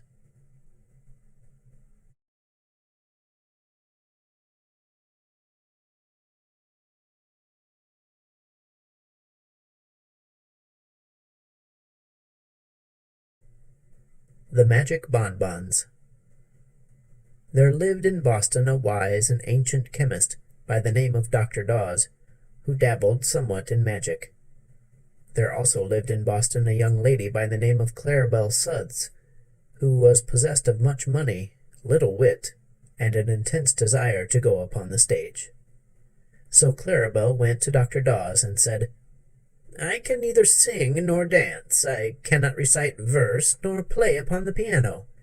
I am no acrobat, nor leaper, nor high kicker. Yet I wish to go upon the stage. What shall I do?" "Are you willing to pay for such accomplishments?" asked the wise chemist.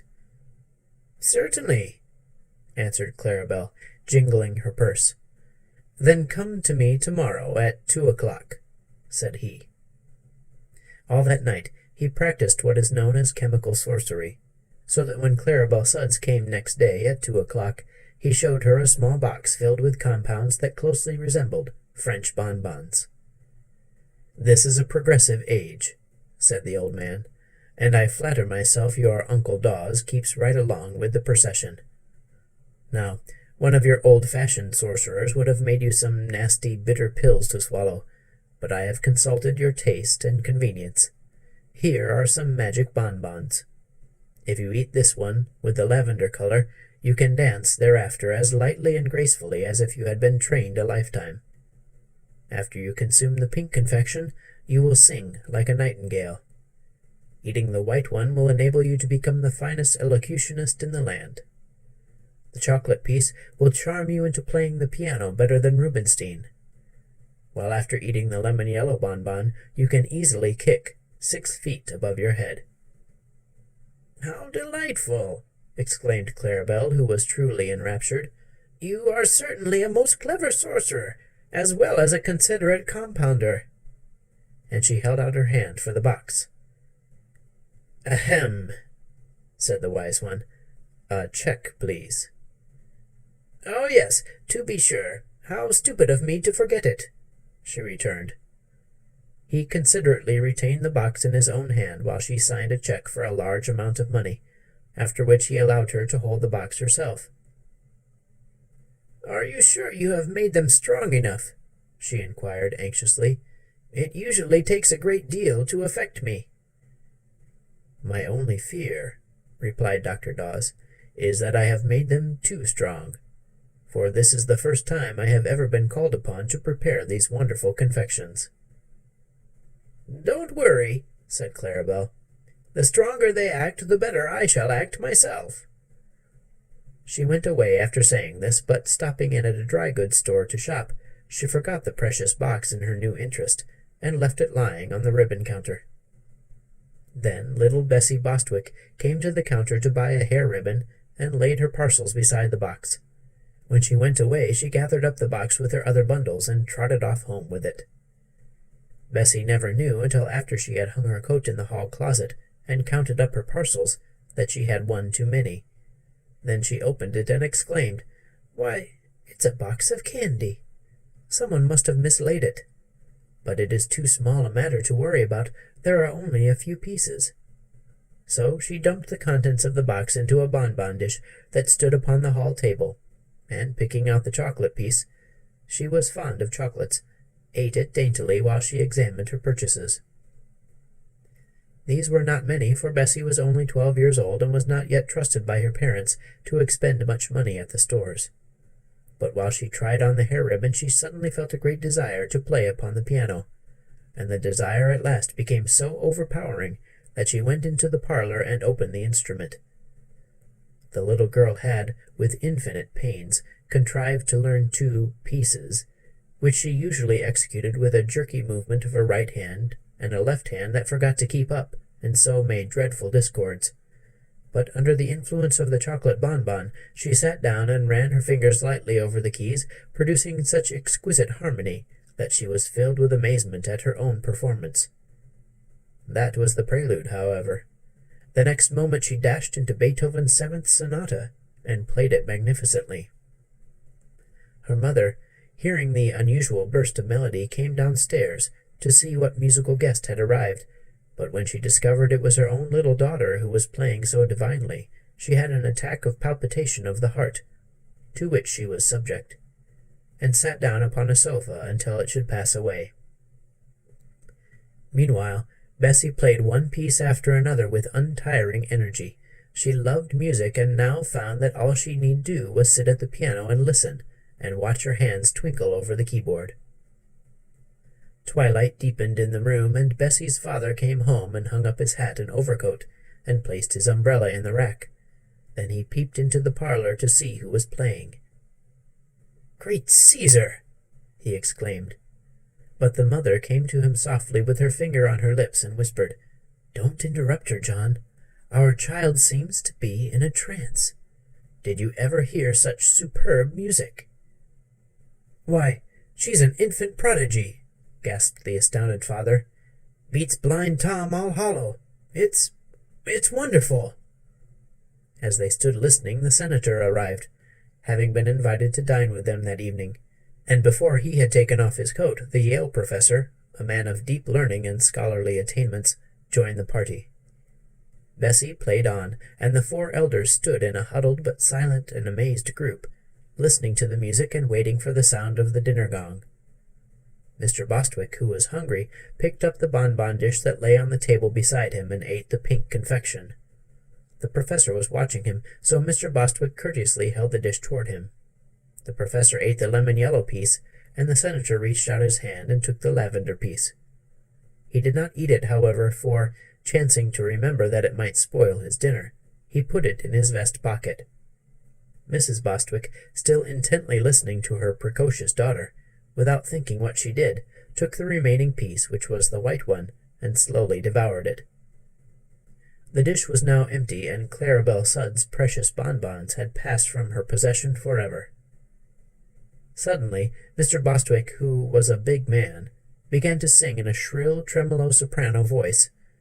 It was not the same song Bessie was playing, and the discord was shocking that the professor smiled, the senator put his hands to his ears, and Mrs. Bostwick cried in a horrified voice, "William!" Her husband continued to sing as if endeavoring to emulate the famous Christine Nilsson, and paid no attention whatever to his wife or his guests. Fortunately, the dinner gong now sounded, and Mrs. Bostwick dragged Bessie from the piano and ushered her guests into the dining-room. Mr. Bostwick followed, singing "The Last Rose of Summer," as if it had been an encore demanded by 1,000 delighted hearers. The poor woman was in despair at witnessing her husband's undignified actions, and wondered what she might do to control him. The professor seemed more grave than usual, the senator's face wore an offended expression, and Bessie kept moving her fingers as if she still wanted to play the piano. Mrs. Bostwick managed to get them all seated, although her husband had broken into another aria, and then the maid brought in the soup. When she carried a plate to the professor, he cried in an excited voice, "Hold it higher! Higher, I say!" And springing up, he gave it a sudden kick that sent it nearly to the ceiling, from whence the dish descended to scatter soup over Bessie and the maid, and to smash in pieces upon the crown of the professor's bald head. At this atrocious act, the senator rose from his seat with an exclamation of horror and glanced at his hostess. For some time Mrs. Bostwick had been staring straight ahead with a dazed expression. But now, catching the senator's eye, she bowed gracefully and began reciting "The Charge of the Light Brigade" in forceful tones. The senator shuddered. Such disgraceful rioting he had never seen nor heard before in a decent private family. He felt that his reputation was at stake, and, being the only sane person apparently in the room, there was no one to whom he might appeal. The maid had run away to cry hysterically in the kitchen. Mr. Bostwick was singing "Oh, Promise Me." The professor was trying to kick the globes off the chandelier.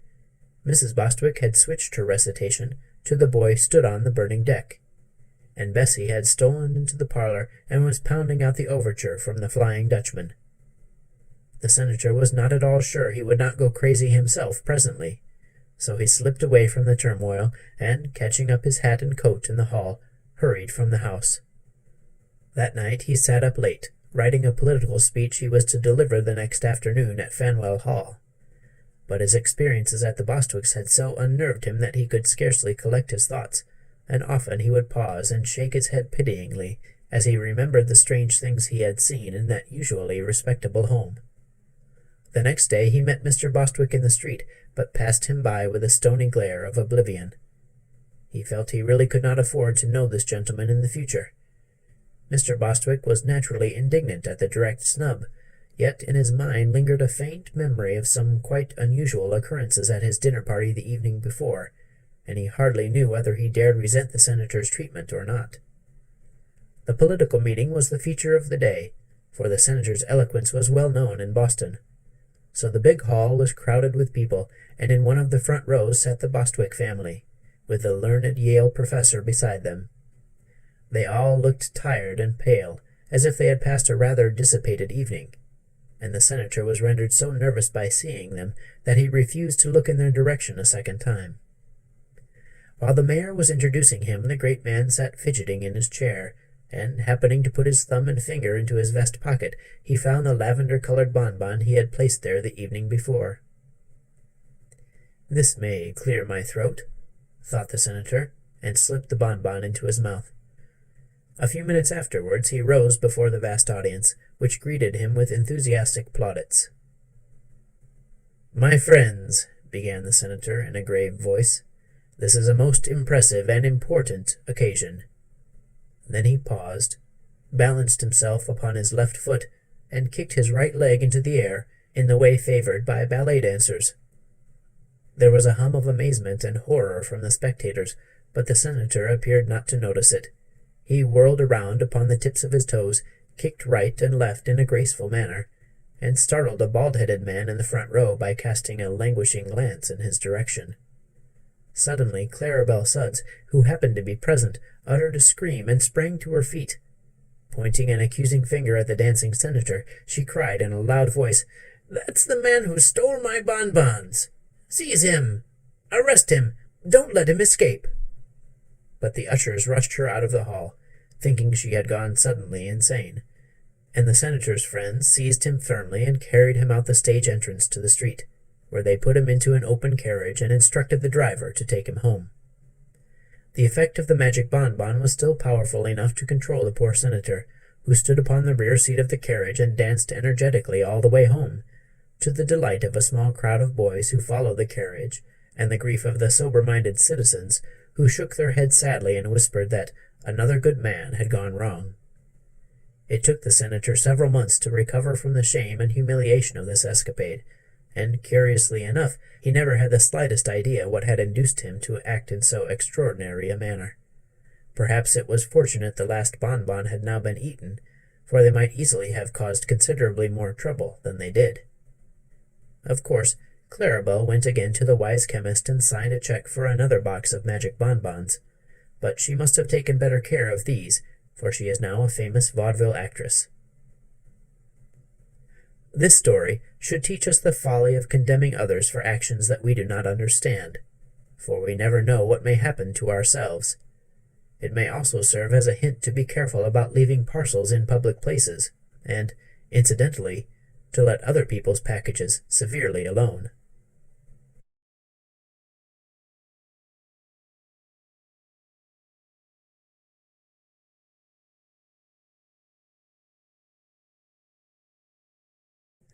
The Capture of Father Time. Jim was the son of a cowboy and lived on the broad plains of Arizona. His father had trained him to lasso a bronco or a young bull with perfect accuracy, and had Jim possessed the strength to back up his skill, he would have been as good a cowboy as any in all Arizona. When he was 12 years old, he made his first visit to the East, where Uncle Charles, his father's brother, lived. Of course, Jim took his lasso with him, for he was proud of his skill in casting it, and wanted to show his cousins what a cowboy could do.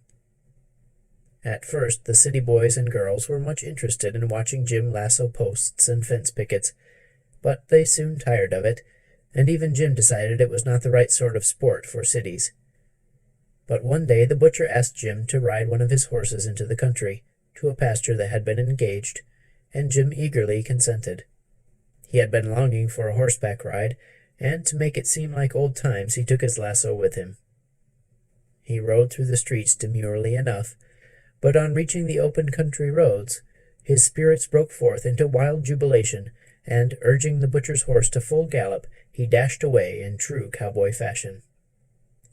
Then he wanted still more liberty, and letting down the bars that led into a big field, he began riding over the meadow, and throwing his lasso at imaginary cattle, while he yelled and whooped to his heart's content. Suddenly, on making a long cast with his lasso, the loop was caught upon something, and rested about 3 feet from the ground, while the rope drew taut and nearly pulled Jim from his horse. This was unexpected. More than that, it was wonderful, for the field seemed bare of even a stump. Jim's eyes grew big with amazement, but he knew he had caught something when a voice cried out, "Here, let go! Let go, I say! Can't you see what you've done?"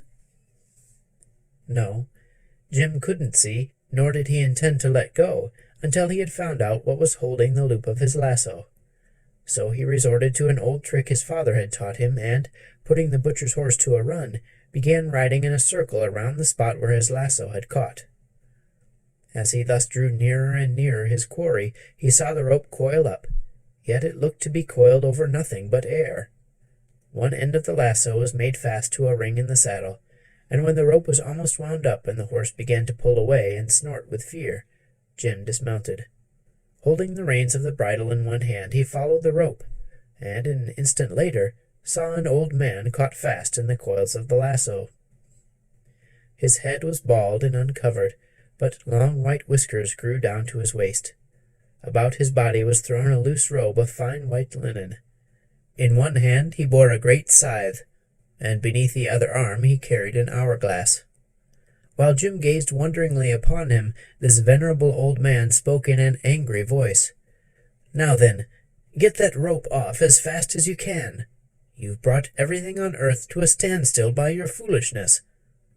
Well, what are you staring at? Don't you know who I am?" "No," said Jim, stupidly. "Well, I'm Time. Father Time.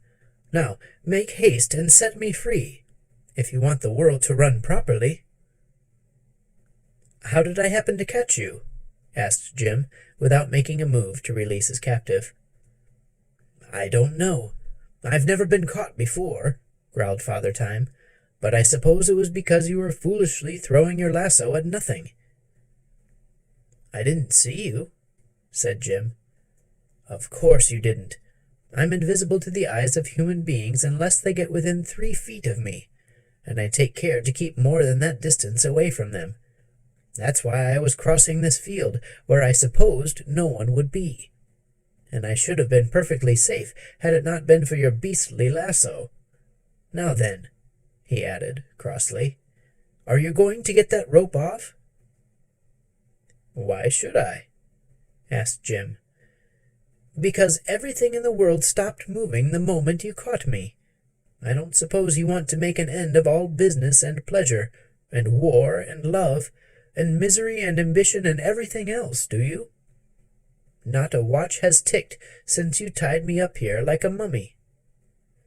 Jim laughed. It really was funny to see the old man wound round and round with coils of rope from his knees up to his chin. "It'll do you good to rest," said the boy. "From all I've heard, you lead a rather busy life." "Indeed I do," replied Father Time with a sigh. "I'm due in Kamchatka this very minute, and to think one small boy is upsetting all my regular habits." "Too bad," said Jim with a grin. "But since the world has stopped anyhow, it won't matter if it takes a little longer recess. As soon as I let you go, time will fly again. Where are your wings?" "I haven't any," answered the old man. "That is a story cooked up by someone who never saw me. As a matter of fact, I move rather slowly." "I see. You take your time," remarked the boy. "What do you use that scythe for?" "To mow down the people," said the Ancient One. "Every time I swing my scythe, someone dies." "Then I ought to win a life-saving medal by keeping you tied up," said Jim. "Some folks will live this much longer." "But they won't know it," said Father Time with a sad smile, "so it will do them no good. You may as well untie me at once." "No," said Jim with a determined air. I may never capture you again, so I'll hold you for a while and see how the world wags without you." Then he swung the old man, bound as he was, upon the back of the butcher's horse, and, getting into the saddle himself, started back toward town, one hand holding his prisoner and the other guiding the reins. When he reached the road, his eye fell on a strange tableau.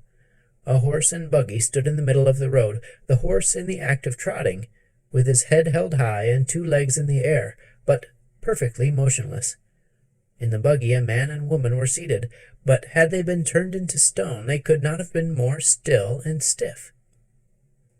"There's no time for them," sighed the old man. "Won't you let me go now?" "Not yet," replied the boy. He rode on until he reached the city, where all the people stood in exactly the same positions they were in when Jim lassoed Father Time. Stopping in front of a big dry goods store, the boy hitched his horse and went in. The clerks were measuring out goods and showing patterns to the rows of customers in front of them, but everyone seemed suddenly to have become a statue. There was something very unpleasant in this scene, and a cold shiver began to run up and down Jim's back, so he hurried out again. On the edge of the sidewalk sat a poor, crippled beggar, holding out his hat, and beside him stood a prosperous-looking gentleman who was about to drop a penny into the beggar's hat.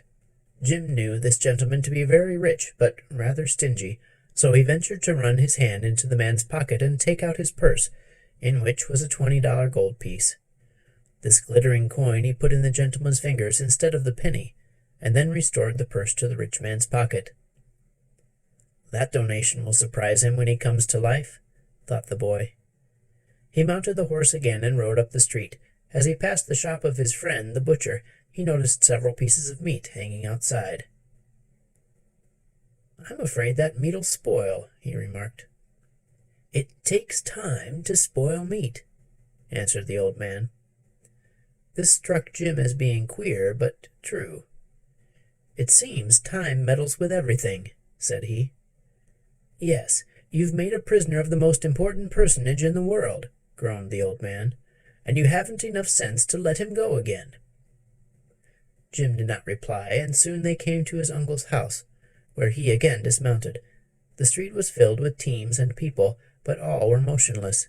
His 2 little cousins were just coming out the gate on their way to school, with their books and slates underneath their arms, so Jim had to jump over the fence to avoid knocking them down. In the front room sat his aunt, reading her Bible. She was just turning a page when Time stopped. In the dining room was his uncle, finishing his luncheon. His mouth was open and his fork poised just before it, while his eyes were fixed upon the newspaper folded beside him. Jim helped himself to his uncle's pie, and while he ate it he walked out to his prisoner. "There's one thing I don't understand," said he. "Why's that?" asked Father Time. "Why is it that I'm able to move around while everyone else is froze up?" "That's because I'm your prisoner," answered the other. "You can do anything you wish with time now, but unless you are careful, you'll do something you will be sorry for." Jim threw the crust of his pie at a bird that was suspended in the air, where it had been flying when Time stopped. "Anyway," he laughed, "I'm living longer than anyone else. No one will ever be able to catch up with me again." "Each life has its allotted span," said the old man. "When you have lived your proper time, my scythe will mow you down." "I forgot your scythe," said Jim thoughtfully. Then a spirit of mischief came into the boy's head, for he happened to think that the present opportunity to have fun would never occur again. He tied Father Time to his uncle's hitching post that he might not escape, and then crossed the road to the corner grocery. The grocer had scolded Jim that very morning for stepping into a basket of turnips by accident, so the boy went to the back end of the grocery and turned on the faucet of the molasses barrel. "That'll make a nice mess when Time starts the molasses running all over the floor," said Jim with a laugh. A little further down the street was a barber shop, and sitting in the barber's chair, Jim saw the man that all the boys declared was the meanest man in town. He certainly did not like the boys, and the boys knew it. The barber was in the act of shampooing this person when Time was captured. Jim ran to the drugstore, and getting a bottle of mucilage, he returned and poured it over the ruffled hair of the unpopular citizen. "That'll probably surprise him when he wakes up," thought Jim. Nearby was the schoolhouse. Jim entered it and found that only a few of the pupils were assembled, but the teacher sat at his desk, stern and frowning as usual. Taking a piece of chalk, Jim marked upon the blackboard in big letters the following words: "Every scholar is requested to yell the minute he enters the room. He will also please throw his books at the teacher's head. Signed, Professor Sharp." "That ought to raise a nice rumpus," murmured the mischief-maker as he walked away. On the corner stood Policeman Mulligan, talking with old Miss Scrapple, the worst gossip in town, who always delighted in saying something disagreeable about her neighbors. Jim thought this opportunity was too good to lose, so he took off the policeman's cap and brass-buttoned coat and put them on Miss Scrapple, while the lady's feathered and ribboned hat he placed jauntily on the policeman's head. The effect was so comical that the boy laughed aloud, and as a good many people were standing near the corner, Jim decided that Miss Scrapple and Officer Mulligan would create a sensation when time started upon his travels. Then the young cowboy remembered his prisoner, and, walking back to the hitching post, he came within 3 feet of it and saw Father Time still standing patiently within the coils of the lasso. He looked angry and annoyed, however, and growled out, "Well, when do you intend to release me?" "I've been thinking about that ugly scythe of yours," said Jim. "What about it?" asked Father Time. "Perhaps if I let you go you'll swing it at me the first thing, to be revenged," replied the boy. Father Time gave him a severe look, but said, "I've known boys for thousands of years, and of course I know they're mischievous and reckless. But I like boys because they grow up to be men and people my world. Now, if a man had caught me by accident, as you did, I could have scared him into letting me go instantly, but boys are harder to scare. I don't know as I blame you. I was a boy myself long ago when the world was new. But surely you've had enough fun with me by this time, and now I hope you'll show the respect that is due to old age. Let me go, and in return I will promise to forget all about my capture. The incident won't do much harm, anyway, for no one will ever know that time has halted the last 3 hours or so." "All right," said Jim cheerfully. "Since you've promised not to mow me down, I'll let you go." But he had a notion some people in the town would suspect time had stopped when they returned to life. He carefully unwound the rope from the old man, who, when he was free, at once shouldered his scythe, rearranged his white robe, and nodded farewell. The next moment he had disappeared, and with a rustle and rumble and roar of activity the world came to life again and jogged along as it always had before. Jim wound up his lasso, mounted the butcher's horse, and rode slowly down the street. Loud screams came from the corner, where a great crowd of people quickly assembled. From his seat on the horse Jim saw Miss Scrapple, attired in the policeman's uniform, angrily shaking her fists in Mulligan's face, while the officer was furiously stamping upon the lady's hat, which he had torn from his own head amidst the jeers of the crowd. As he rode past the schoolhouse, he heard a tremendous chorus of yells, and knew Professor Sharp was having a hard time to quell the riot caused by the sign on the blackboard. Through the window of the barber shop he saw the mean man frantically belaboring the barber with a hairbrush, while his hair stood up stiff as bayonets in all directions. And the grocer ran out of his door and yelled "Fire!" while his shoes left a track of molasses wherever he stopped. Jim's heart was filled with joy. He was fairly reveling in the excitement he had caused when someone caught his leg and pulled him from the horse. "What are you doing here, you rascal?" cried the butcher angrily. "Didn't you promise to put that beast into Plimpton's pasture? And now I find you riding the poor nag around like a gentleman of leisure." "That's a fact," said Jim with surprise. "I clean forgot about the horse." This story should teach us the supreme importance of time and the folly of trying to stop it. For should you succeed, as Jim did, in bringing time to a standstill, the world would soon become a dreary place, and life decidedly unpleasant.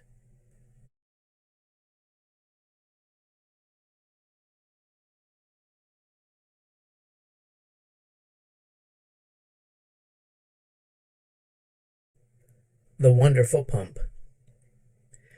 Not many years ago, there lived on a stony, barren New England farm a man and his wife.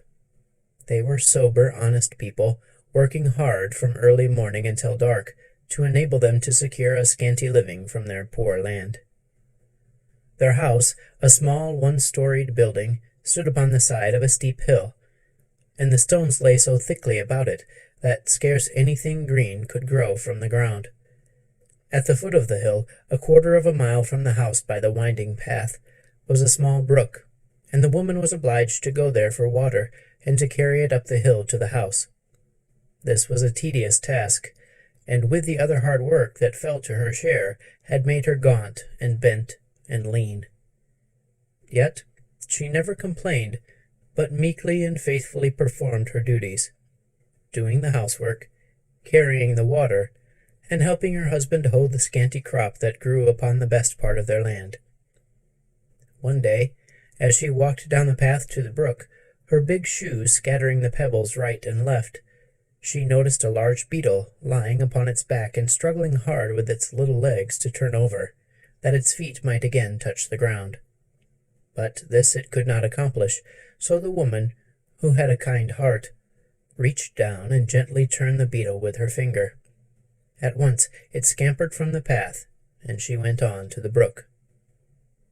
The next day, as she came for water, she was surprised to see the beetle again lying upon its back and struggling helplessly to turn. Once more the woman stopped and set him upon his feet, and then, as she stooped over the tiny creature, she heard a small voice say, "Oh, thank you. Thank you so much for saving me." Half frightened at hearing a beetle speak in her own language, the woman started back and exclaimed, "Lass sakes! Surely you can't talk like humans!" Then, recovering from her alarm, she again bent over the beetle, who answered her, "Why shouldn't I talk, if I have anything to say?" "'Cause you're a bug," replied the woman. "That is true, and you saved my life, saved me from my enemies, the sparrows. And this is the second time you have come to my assistance, so I owe you a debt of gratitude. Bugs value their lives as much as human beings, and I am a more important creature than you in your ignorance may suppose. But tell me, why do you come each day to the brook?"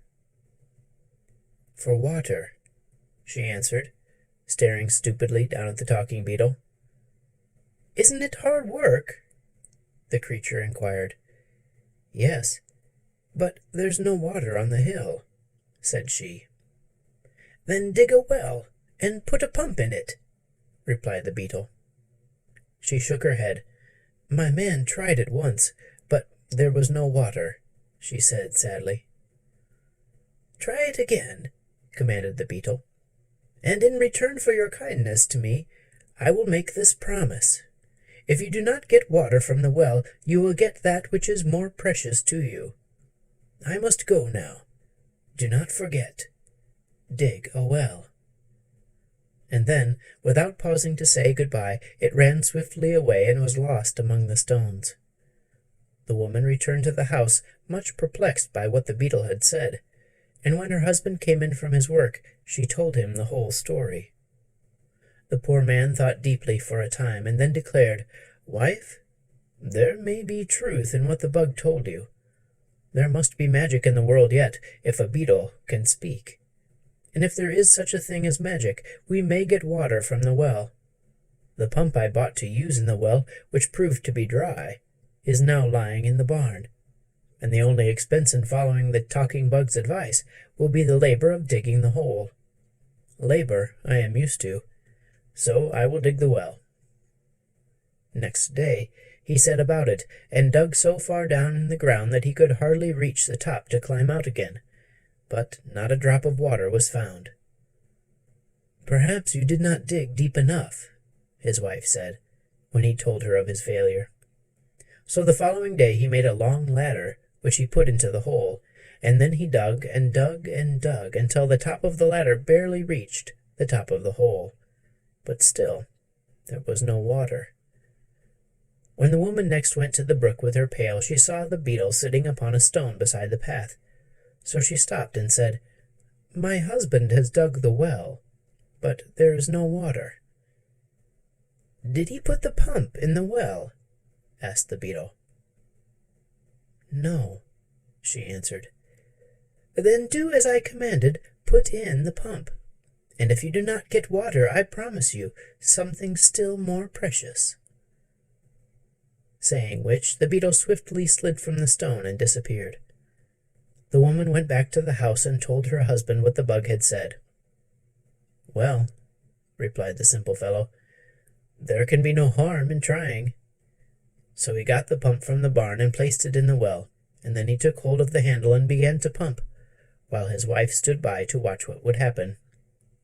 No water came, but after a few moments a gold piece dropped from the spout of the pump, and then another and another, until several handfuls of gold lay in a little heap upon the ground. The man stopped pumping then and ran to help his wife gather the gold pieces into her apron, but their hands trembled so greatly through excitement and joy that they could scarcely pick up the sparkling coins. At last she gathered them close to her bosom, and together they ran to the house, where they emptied the precious gold upon the table and counted the pieces. All were stamped with the design of the United States Mint, and were worth $5 each. Some were worn and somewhat discolored from use, while others seemed bright and new, as if they had not been much handled. When the value of the pieces was added together, they were found to be worth $300. Suddenly, the woman spoke. "Husband, the beetle said truly when he declared we should get something more precious than water from the well. But run at once and take away the handle from the pump, lest anyone should pass this way and discover our secret." So the man ran to the pump and removed the handle, which he carried to the house and hid underneath the bed. They hardly slept a wink that night, lying awake to think of their good fortune and what they should do with their store of yellow gold. In all their former lives they had never possessed more than a few dollars at a time, and now the cracked teapot was nearly full of gold coins. The following day was Sunday, and they arose early and ran to see if their treasure was safe. There it lay, heaped snugly within the teapot, and they were so willing to feast their eyes upon it that it was long before the man could leave it to build the fire, or the woman to cook the breakfast. While they ate their simple meal, the woman said, "We will go to church today and return thanks for the riches that have come to us so suddenly, and I will give the pastor one of the gold pieces." "It is well enough to go to church," replied her husband, "and also to return thanks, but in the night I decided how we will spend all our money, so there will be none left for the pastor." "We can pump more," said the woman. "Perhaps, and perhaps not," he answered cautiously. "What we have we can depend upon, but whether or not there be more in the well I cannot say." "Then go and find out," she returned, "for I am anxious to give something to the pastor, who is a poor man and deserving." So the man got the pump handle from beneath the bed, and, going to the pump, fitted it in place. Then he set a large wooden bucket under the spout and began to pump. To their joy, the gold pieces soon began flowing into the pail, and, seeing it about to run over the brim, the woman brought another pail. But now the stream suddenly stopped, and the man said cheerfully, "That is enough for today, good wife. We have added greatly to our treasure, and the parson shall have his gold piece. Indeed, I think I shall also put a coin into the contribution box." Then, because the teapot would hold no more gold, the farmer emptied the pail into the wood box, covering the money with dried leaves and twigs, that no one might suspect what lay underneath. Afterward they dressed themselves in their best clothing and started for the church, each taking a bright gold piece from the teapot as a gift to the pastor. Over the hill and down into the valley beyond they walked, feeling so gay and light-hearted that they did not mind the distance at all. At last they came to the little country church and entered just as the services began. Being proud of their wealth and of the gifts they had brought for the pastor, they could scarcely wait for the moment when the deacon passed the contribution box. But at last the time came, and the farmer held his hand high over the box and dropped the gold piece so that all the congregation could see what he had given. The woman did likewise, feeling important and happy at being able to give the good parson so much. The parson, watching from the pulpit, saw the gold drop into the box, and could hardly believe that his eyes did not deceive him. However, when the box was laid upon his desk, there were the 2 gold pieces, and he was so surprised that he nearly forgot his sermon. When the people were leaving the church at the close of services, the good man stopped the farmer and his wife and asked, "Where did you get so much gold?" The woman gladly told him how she had rescued the beetle, and how, in return, they had been rewarded with a wonderful pump.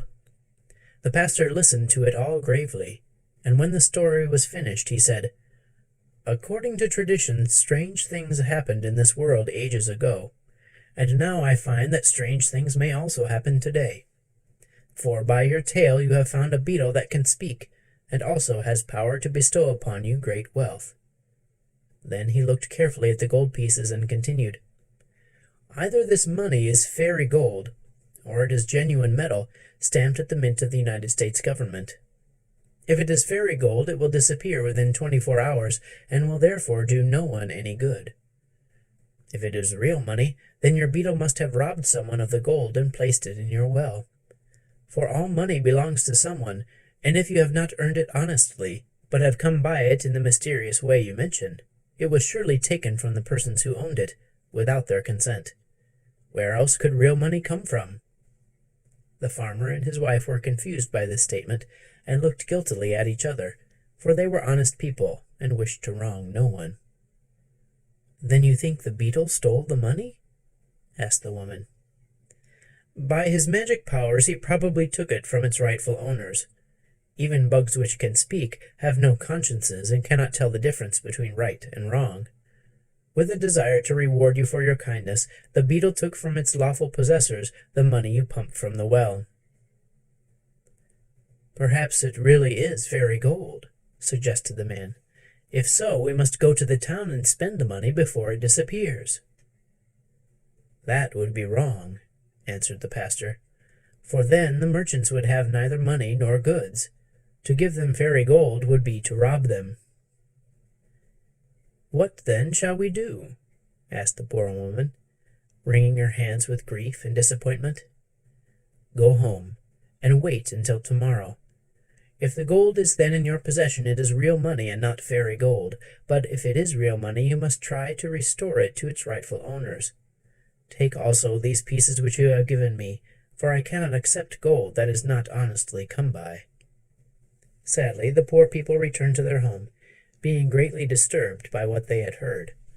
Another sleepless night was passed, and on Monday morning they arose at daylight and ran to see if the gold was still visible.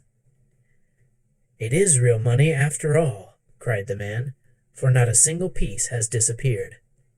When the woman went to the brook that day, she looked for the beetle, and sure enough, there he sat upon the stone. "Are you happy now?" asked the beetle, as the woman paused before him. "We are very unhappy," she answered, "for although you have given us much gold, our good parson says it surely belongs to someone else, and was stolen by you to reward us." "Your parson may be a good man," returned the beetle with some indignation, "but he certainly is not overwise. Nevertheless, if you do not want the gold, I can take it from you as easily as I gave it." "But we do want it," cried the woman fearfully. "That is," she added, "if it is honestly come by." "It is not stolen," replied the beetle sulkily, "and now belongs to no one but yourselves. When you saved my life, I thought how I might reward you, and, knowing you to be poor, I decided gold would make you happier than anything else. You must know," he continued, "that although I appear so small and insignificant, I am really king of all the insects, and my people obey my slightest wish. Living, as they do, close to the ground, the insects often come across gold and other pieces of money which have been lost by men, and have fallen into cracks or crevices, or become covered with earth, or hidden by grass or weeds. Whenever my people find money in this way, they report the fact to me. But I have always let it lie, because it could be of no possible use to an insect. However, when I decided to give you gold, I knew just where to obtain it, without robbing any of your fellow creatures. Thousands of insects were at once sent by me in every direction to bring the pieces of lost gold to this hill. It cost my people several days of hard labor, as you may suppose, but by the time your husband had finished the well, the gold began to arrive from all parts of the country, and during the night my subjects dumped it all into the well. So you may use it with a clear conscience, knowing that you wrong no one." This explanation delighted the woman, and when she returned to the house and reported to her husband what the beetle had said, he also was overjoyed. So they at once took a number of the gold pieces and went to the town to purchase provisions and clothing, and many things of which they had long stood in need. But so proud were they of their newly acquired wealth that they took no pains to conceal it. They wanted everyone to know they had money, and so it was no wonder that when some of the wicked men in the village saw the gold, they longed to possess it themselves. "If they spend this money so freely," whispered one to another, "there must be a great store of gold at their home." "That is true," was the answer. "Let us hasten there before they return, and ransack the house." So they left the village, and hurried away to the farm on the hill, where they broke down the door and turned everything topsy-turvy, until they had discovered the gold in the wood-box and the teapot. It did not take them long to make this into bundles, which they slung upon their backs and carried off, and it was probably because they were in a great hurry that they did not stop to put the house in order again. Presently the good woman and her husband came up the hill from the village with their arms full of bundles and followed by a crowd of small boys who had been hired to help carry the purchases. Then followed others, youngsters and country louts, attracted by the wealth and prodigality of the pair, who, from simple curiosity, trailed along behind like the tail of a comet, and helped swell the concourse into a triumphal procession. Last of all came Guggins, the shopkeeper, carrying with much tenderness a new silk dress, which was to be paid for when they reached the house, all the money they had taken to the village having been lavishly expended.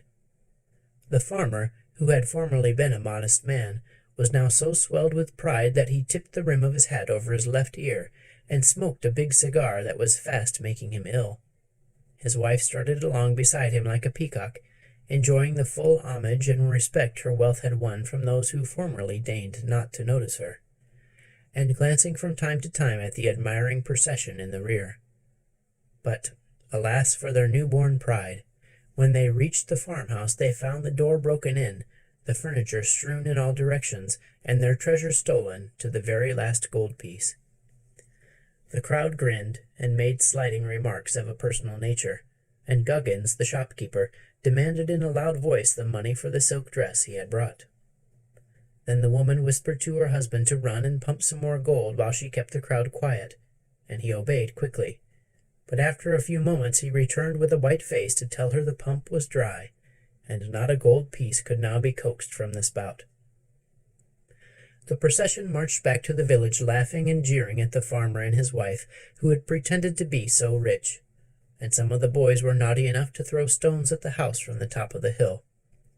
Mr. Guggins carried away his dress after severely scolding the woman for deceiving him, and when the couple at last found themselves alone, their pride had turned to humiliation, and their joy to bitter grief. Just before sundown the woman dried her eyes and, having resumed her ordinary attire, went to the brook for water. When she came to the flat stone she saw the king beetle sitting upon it. "The well is dry," she cried out angrily. "Yes," answered the beetle calmly. "You have pumped from it all the gold my people could find." "But we are now ruined," said the woman, sitting down in the path, beginning to weep, "for robbers have stolen from us every penny we possessed." "I'm sorry," returned the beetle, "but it is your own fault. Had you not made so great a show of your wealth, no one would have suspected you possessed a treasure, or thought to rob you. As it is, you have merely lost the gold which others have lost before you. It will probably be lost many times more before the world comes to an end." "But what are we to do now?" she asked. "What did you do before I gave you the money?" "We worked from morning till night," said she. "Then work still remains for you," remarked the beetle composedly. "No one will ever try to rob you of that, you may be sure." And he slid from the stone and disappeared for the last time. This story should teach us to accept good fortune with humble hearts, and to use it with moderation. For, Had the farmer and his wife resisted the temptation to display their wealth ostentatiously, they might have retained it to this very day.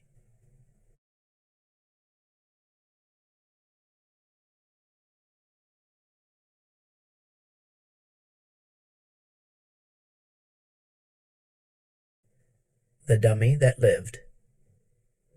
In all fairyland there is no more mischievous a person than Tanko-Mankie, the Yellow Ryl. He flew through the city one afternoon, quite invisible to mortal eyes, but seeing everything himself, and noticed a figure of a wax lady standing behind the big plate-glass window of Mr. Floman's department store. The wax lady was beautifully dressed, and extended in her stiff left hand was a card bearing the words, "Rare bargain. This stylish costume imported from Paris. Former price $20, reduced to only $19.98. This impressive announcement had drawn before the window a crowd of women shoppers, who stood looking at the wax lady with critical eyes.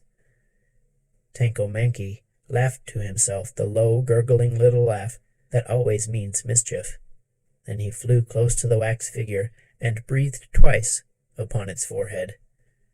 From that instant the dummy began to live, but so dazed and astonished was she at the unexpected sensation that she continued to stand stupidly staring at the women outside and holding out the placard as before. The Ryl laughed again and flew away. Anyone but Tanko-Mankie would have remained to help the wax lady out of the troubles that were sure to overtake her, but this naughty elf thought it rare fun to turn the inexperienced lady loose in a cold and heartless world, and leave her to shift for herself. Fortunately, it was almost 6 o'clock when the dummy first realized that she was alive, and before she had collected her new thoughts and decided what to do, a man came around and drew down all the window shades, shutting off from view the curious shoppers. Then the clerks and cashiers and floor walkers and cash girls went home, and the store was closed for the night, although the sweepers and scrubbers remained to clean the floors for the following day. The window inhabited by the wax lady was boxed in, like a little room, one small door being left at the side for the window trimmer to creep in and out of.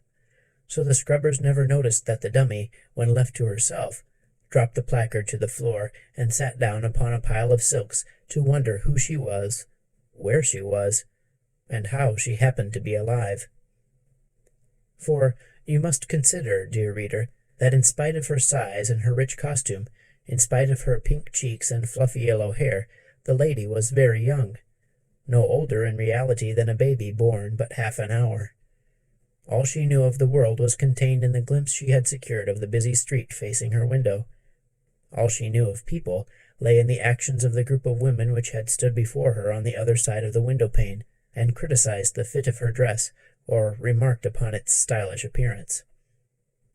So she had little enough to think about, and her thoughts moved somewhat slowly, yet one thing she really decided upon, and that was not to remain in the window and be insolently stared at by a lot of women who were not nearly so handsome or well-dressed as herself.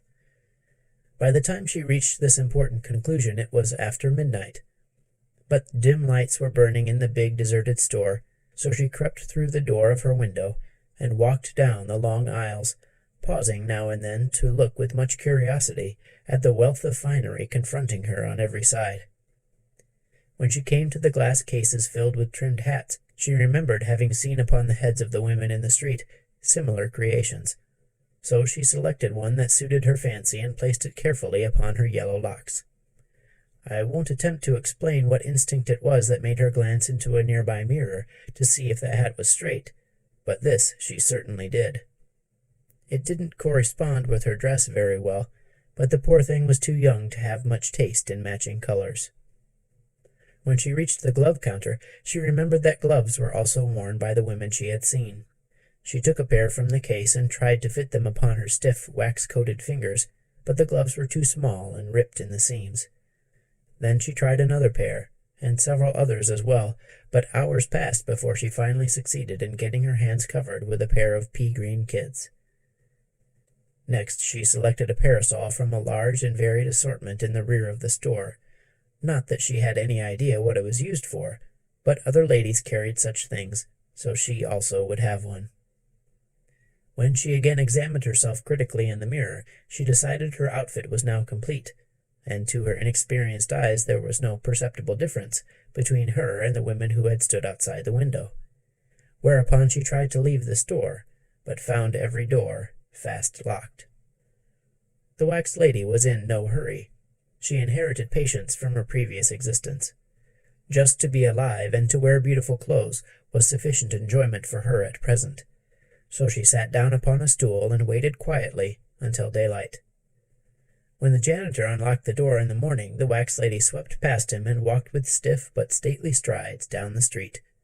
The poor fellow was so completely whuckered at seeing the well-known wax lady leave her window and march away from the store that he fell over in a heap and only saved himself from fainting by striking his funny bone against the doorstep.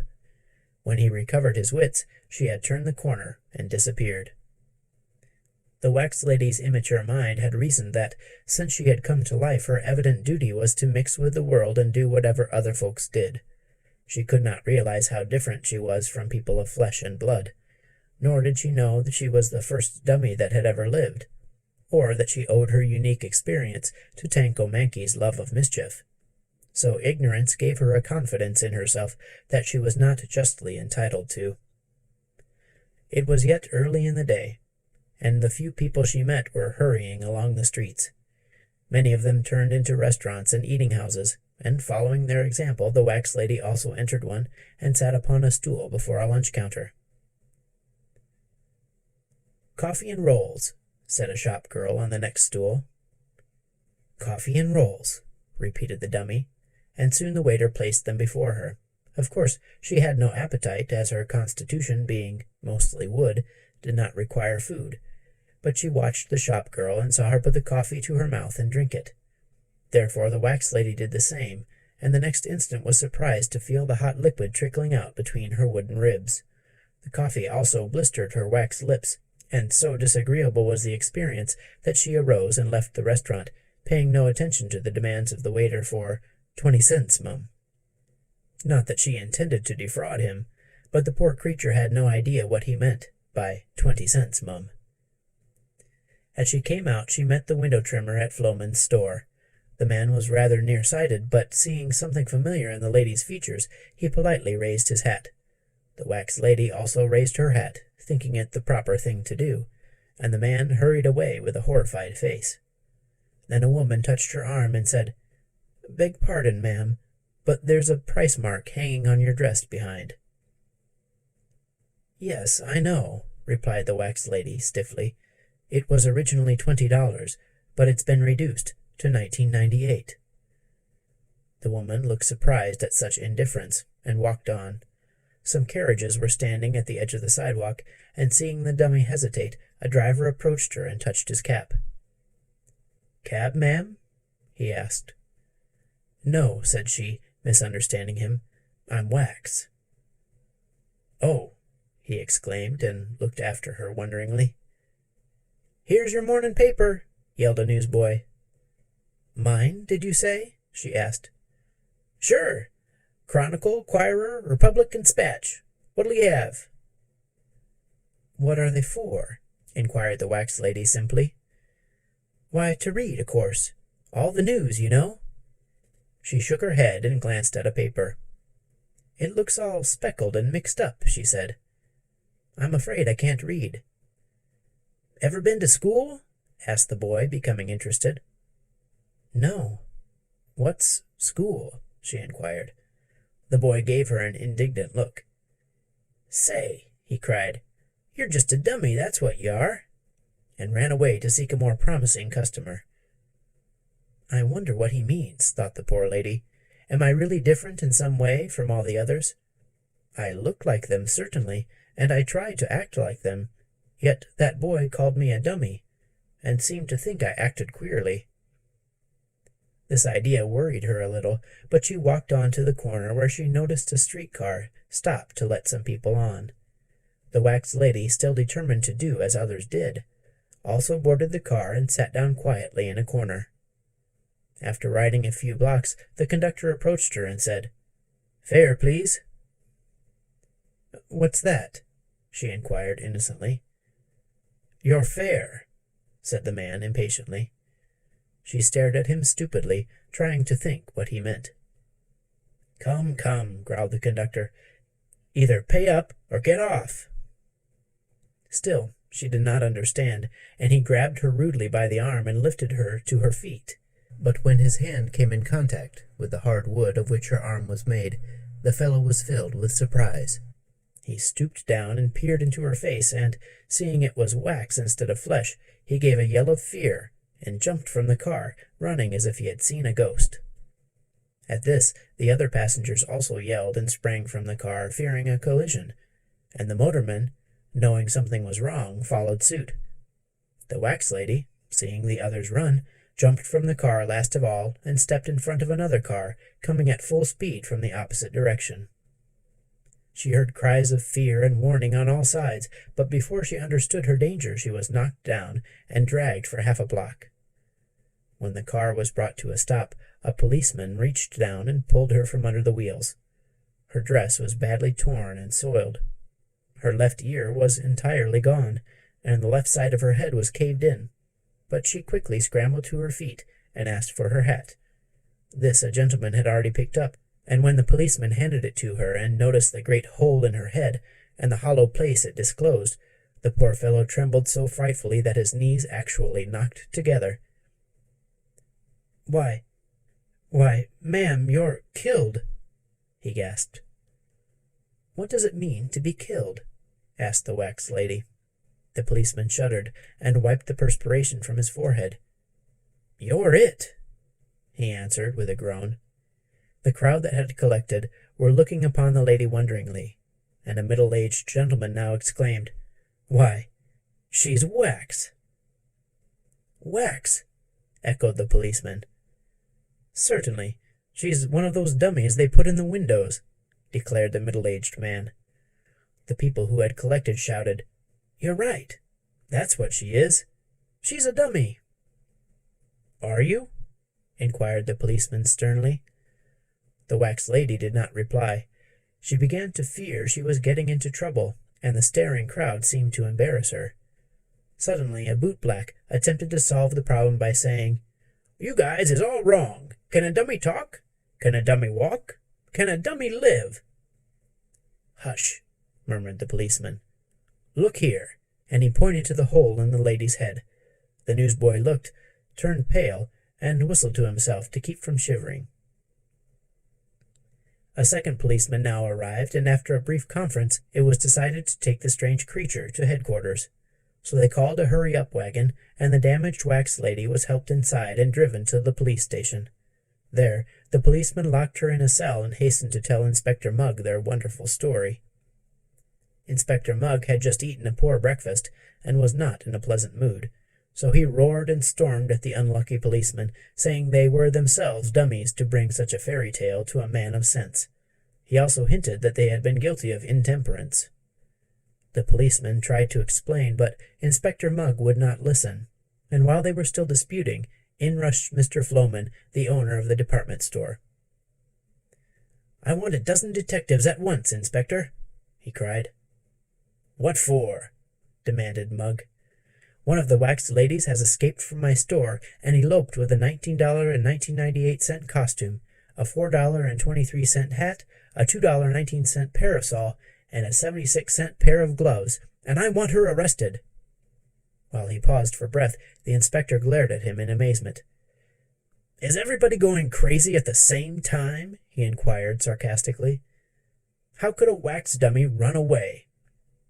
"I don't know, but she did. When my janitor opened the door this morning, he saw her run out." "Why didn't he stop her?" asked Mugg. "He was too frightened, but she's stolen my property, Your Honor, and I want her arrested," declared the storekeeper. The inspector thought for a moment. "You wouldn't be able to prosecute her," he said, "for there's no law against dummies stealing." Mr. Floman sighed bitterly. "Am I to lose that $19.98 costume, and the $4.25 hat, and—" "By no means," interrupted Inspector Mugg. "The police of this city are ever prompt to act in defense of our worthy citizens. We have already arrested the wax lady, and she is locked up in cell number 16. You may go there and recover your property if you wish, but before you prosecute her for stealing, you'd better hunt up a law that applies to dummies." "All I want," said Mr. Floman, "is that $19.98 costume and—" "Come along," interrupted the policeman. "I'll take you to the cell." But when they entered number 16, they found only a lifeless dummy lying prone upon the floor. Its wax was cracked and blistered, its head was badly damaged, and the bargain costume was dusty, soiled, and much bedraggled. For the mischief-loving Tankomankie had flown by and breathed once more upon the poor wax lady, and in that instant her brief life ended. "It's just as I thought," said Inspector Mugg, leaning back in his chair contentedly. "I knew all the time the thing was a fake. It seems sometimes as though the whole world would go crazy if there wasn't some level-headed man around to bring 'em to their senses. Dummies are wood and wax, and that's all there is of 'em." "That may be the rule," whispered the policeman to himself, "but this one were a dummy as lived."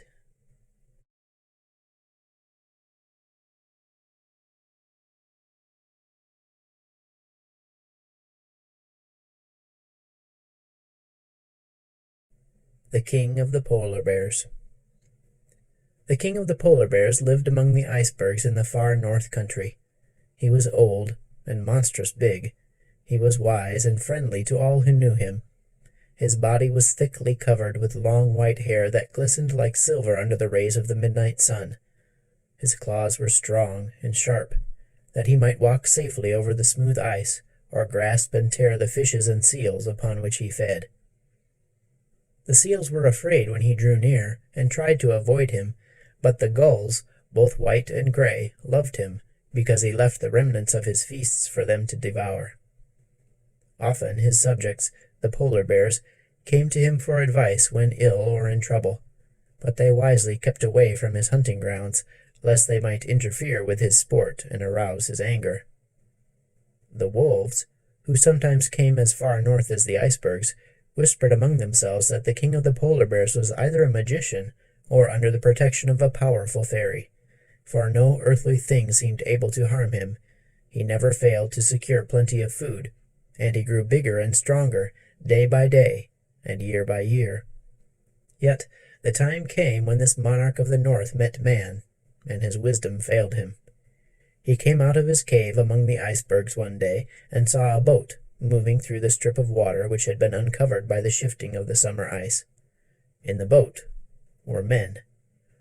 The great bear had never seen such creatures before, and therefore advanced toward the boat, sniffing the strange scent, with aroused curiosity, and wondering whether he might take them for friends or foes, food or carrion. When the king came near the water's edge, a man stood up in the boat, and with a queer instrument made a loud bang. The polar bear felt a shock. His brain became numb. His thoughts deserted him. His great limbs shook and gave way beneath him, and his body fell heavily upon the hard ice. That was all he remembered for a time. When he awoke, he was smarting with pain on every inch of his huge bulk, for the men had cut away his hide with its glorious white hair, and carried it with them to a distant ship. Above him circled thousands of his friends, the gulls, wondering if their benefactor were really dead, and it was proper to eat him. But when they saw him raise his head and groan and tremble, they knew he still lived, and one of them said to his comrades, "The wolves were right. The king is a great magician, for even men cannot kill him. But he suffers for lack of covering. Let us repay his kindness to us by each giving him as many feathers as we can spare." This idea pleased the gulls. One after another they plucked with their beaks the softest feathers from under their wings and, flying down, dropped them gently upon the body of the king of the polar bears. Then they called to him in a chorus, "Courage, friend! Our feathers are as soft and beautiful as your own shaggy hair. They will guard you from the cold winds and warm you while you sleep. Have courage, then, and live." And the king of the polar bears had courage to bear his pain, and lived, and was strong again. The feathers grew as they had grown upon the bodies of the birds, and covered him as his own hair had done.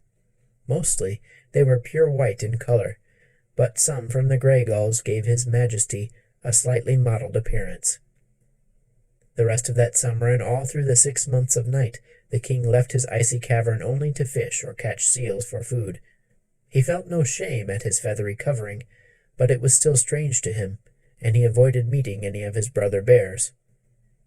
During this period of retirement, he thought much of the men who had harmed him, and remembered the way they had made the great bang, and he decided it was best to keep away from such fierce creatures. Thus he added to his store of wisdom. When the moon fell away from the sky and the sun came to make the icebergs glitter with the gorgeous tintings of the rainbow, 2 of the polar bears arrived at the king's cavern to ask his advice about the hunting season. But when they saw his great body covered with feathers instead of hair, they began to laugh, and one said, "Our mighty king has become a bird. Who ever before heard of a feathered polar bear?" Then the king gave way to wrath. He advanced upon them with deep growls and stately tread, and with one blow of his monstrous paw stretched the mocker lifeless at his feet. The other ran away to his fellows and carried the news of the king's strange appearance.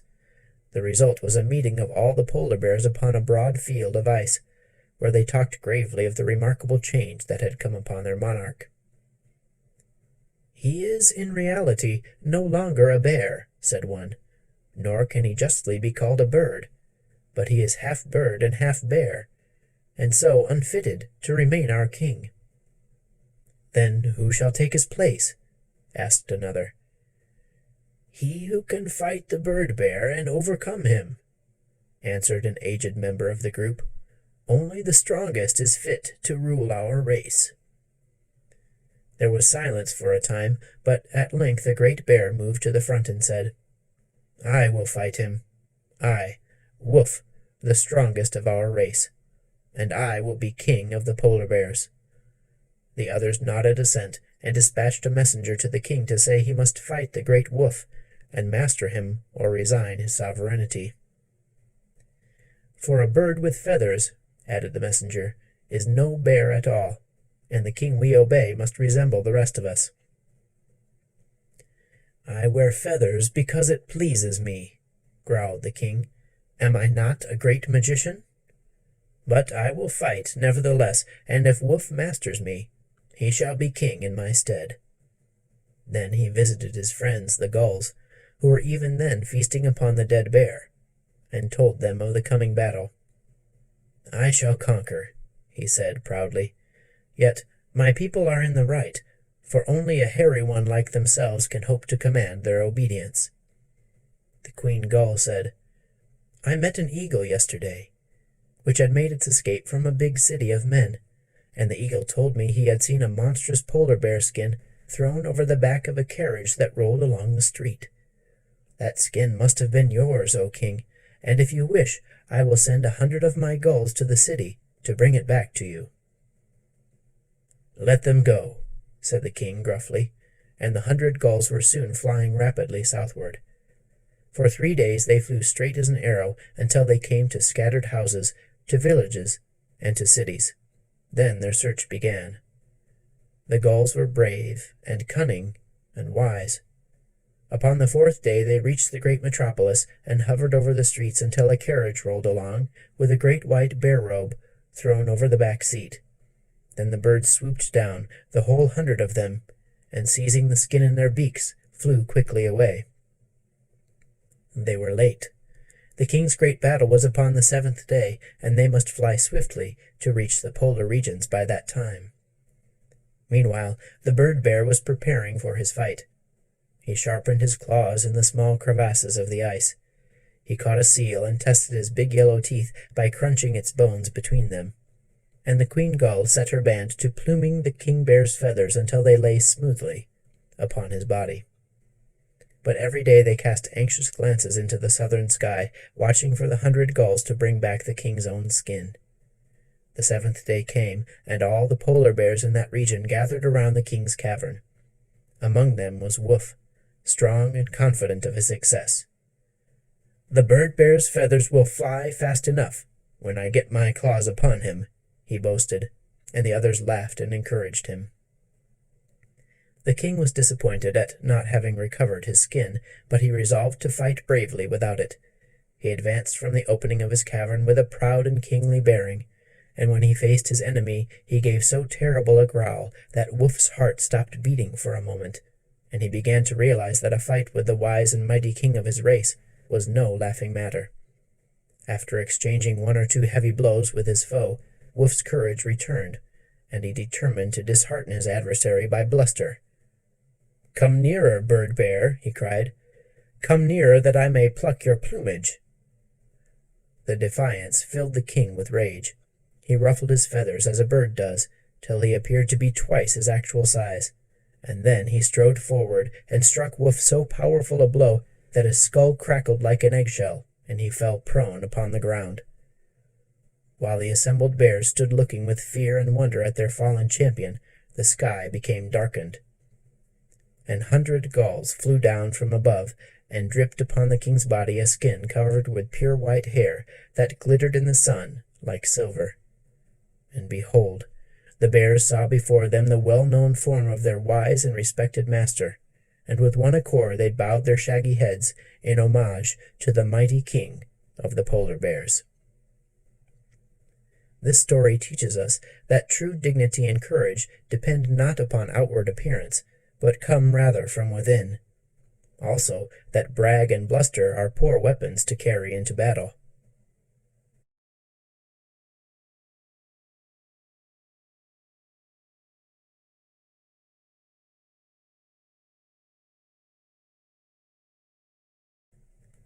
The Mandarin and the Butterfly. A mandarin once lived in Qiangho, who was so exceedingly cross and disagreeable that everyone hated him. He snarled and stormed at every person he met, and was never known to laugh or be merry under any circumstances. Especially, he hated boys and girls, for the boys jeered at him, which aroused his wrath, and the girls made fun of him, which hurt his pride. When he had become so unpopular that no one would speak to him, the emperor heard about it, and commanded him to emigrate to America. This suited the mandarin very well, but before he left China he stole the great book of magic that belonged to the wise magician Hao Tsai. Then, gathering up his little store of money, he took ship for America. He settled in a city of the Middle West, and of course started a laundry, since that seems to be the natural vocation of every Chinaman, be he coolie or mandarin. He made no acquaintances with the other Chinamen of the town, who, when they met him and saw the red button upon his hat, knew him for a real mandarin and bowed low before him. He put up a red and white sign, and people brought their laundry to him and got paper checks, with Chinese characters upon them in exchange, this being the only sort of character the mandarin had left. One day, as the ugly one was ironing in his shop in the basement of 263½ Main Street, he looked up and saw a crowd of childish faces pressed against the window. Most Chinamen make friends with children. This one hated them and tried to drive them away. But as soon as he returned to his work, they were back at the window again, mischievously smiling down upon him. The naughty mandarin uttered horrid words in the Manchu language, and made fierce gestures, but this did no good at all. The children stayed as long as they pleased, and they came again the very next day as soon as school was over, and likewise the next day and the next. For they saw their presence at the window bothered the Chinamen, and were delighted accordingly. The following day being Sunday, the children did not appear, but as the mandarin, being heathen, worked in his little shop, a big butterfly flew in at the open door, and fluttered about the room. The mandarin closed the door and chased the butterfly until he caught it, when he pinned it against the wall by sticking 2 pins through its beautiful wings. This did not hurt the butterfly, there being no feeling in its wings, but it made him a safe prisoner. This butterfly was of large size, and its wings were exquisitely marked by gorgeous colors laid out in regular designs, like the stained glass windows of a cathedral. The mandarin now opened his wooden chest, and drew forth the great book of magic he had stolen from Hao Tsai. Turning the pages slowly, he came to a passage describing how to understand the language of butterflies. This he read carefully, and then mixed a magic formula in a tin cup, and drank it down with a wry face. Immediately thereafter he spoke to the butterfly in its own language, saying, "Why did you enter this room?" "I smelled beeswax," answered the butterfly. "Therefore I thought I might find honey here." "But you are my prisoner," said the mandarin. "If I please, I can kill you, or leave you on the wall to starve to death." "I expect that," replied the butterfly with a sigh. "But my race is short-lived anyway. It doesn't matter whether death comes sooner or later." "Yet you like to live, do you not?" asked the mandarin. "Yes, life is pleasant and the world is beautiful. I do not seek death." "Then," said the mandarin, "I will give you life, a long and pleasant life, if you will promise to obey me for a time and carry out my instructions." "How can a butterfly serve a man?" asked the creature in surprise. "Usually they cannot," was the reply, "but I have a book of magic which teaches me strange things. Do you promise?" "Oh yes, I promise," answered the butterfly, "for even as your slave I will get some enjoyment out of life, while should you kill me, that is the end of everything." "Truly," said the mandarin, "butterflies have no souls, and therefore cannot live again." "But I have enjoyed 3 lives already," returned the butterfly with some pride. "I have been a caterpillar and a chrysalis before I became a butterfly. You were never anything but a Chinaman, although I admit your life is longer than mine." "I will extend your life for many days if you will obey me," declared the Chinaman. "I can easily do so by means of my magic." "Of course I will obey you," said the butterfly carelessly. "Then listen. You know children, do you not? Boys and girls?" "Yes, I know them. They chase me and try to catch me as you have done," replied the butterfly. "And they mock me and jeer at me through the window," continued the mandarin bitterly. "Therefore they are your enemies and mine. But with your aid and the help of the magic book, we shall have a fine revenge for their insults." "I don't care much for revenge," said the butterfly. "They are but children, and 'tis natural they should wish to catch such a beautiful creature as I am." "Nevertheless, I care, and you must obey me," retorted the mandarin harshly. "I, at least, will have my revenge." Then he stuck a drop of molasses upon the wall beside the butterfly's head and said, "Eat that while I read my book and prepare my magic formula." So the butterfly feasted upon the molasses, and the mandarin studied his book, after which he began to mix a magic compound in the tin cup. When the mixture was ready, he released the butterfly from the wall and said to it, "I command you to dip your 2 front feet into this magic compound and then fly away until you meet a child. Fly close, whether it be a boy or a girl, and touch the child upon its forehead with your feet. Whosoever is thus touched, the book declares, will at once become a pig, and will remain such forever after. Then return to me and dip your legs afresh in the contents of this cup. So shall all my enemies, the children, become miserable swine, while no one will think of accusing me of the sorcery." "Very well. Since such is your command, I obey," said the butterfly. Then it dipped its front legs, which were the shortest of the 6, into the contents of the tin cup, and flew out of the door and away over the houses to the edge of the town. There it alighted in a flower garden, and soon forgot all about its mission to turn children into swine. In going from flower to flower, it soon brushed the magic compound from its legs, so that when the sun began to set, and the butterfly finally remembered its master, the mandarin, it could not have injured a child had it tried. But it did not intend to try. "That horrid old Chinaman," it thought, "hates children and wishes to destroy them. But I rather like children myself, and shall not harm them. Of course, I must return to my master, for he is a magician, and would seek me out and kill me. But I can deceive him about this matter easily enough." When the butterfly flew in at the door of the mandarin's laundry, he asked eagerly, Well, did you meet a child?" "I did," replied the butterfly calmly. "It was a pretty golden-haired girl, but now 'tis a grunting pig." "Good, good, good!" cried the mandarin, dancing joyfully about the room. "You shall have molasses for your supper, and tomorrow you must change 2 children into pigs." The butterfly did not reply, but ate the molasses in silence. Having no soul, it had no conscience, and having no conscience, it was able to lie to the mandarin with great readiness and a certain amount of enjoyment. Next morning, by the mandarin's command, the butterfly dipped its legs in the mixture and flew away in search of children.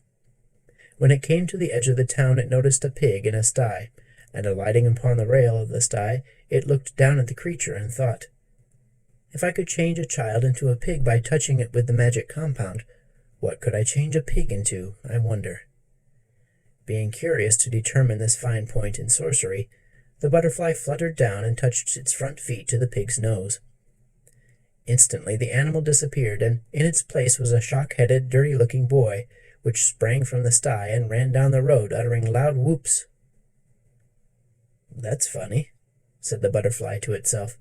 "The mandarin would be very angry with me if he knew of this, for I have liberated one more of the creatures that bother him."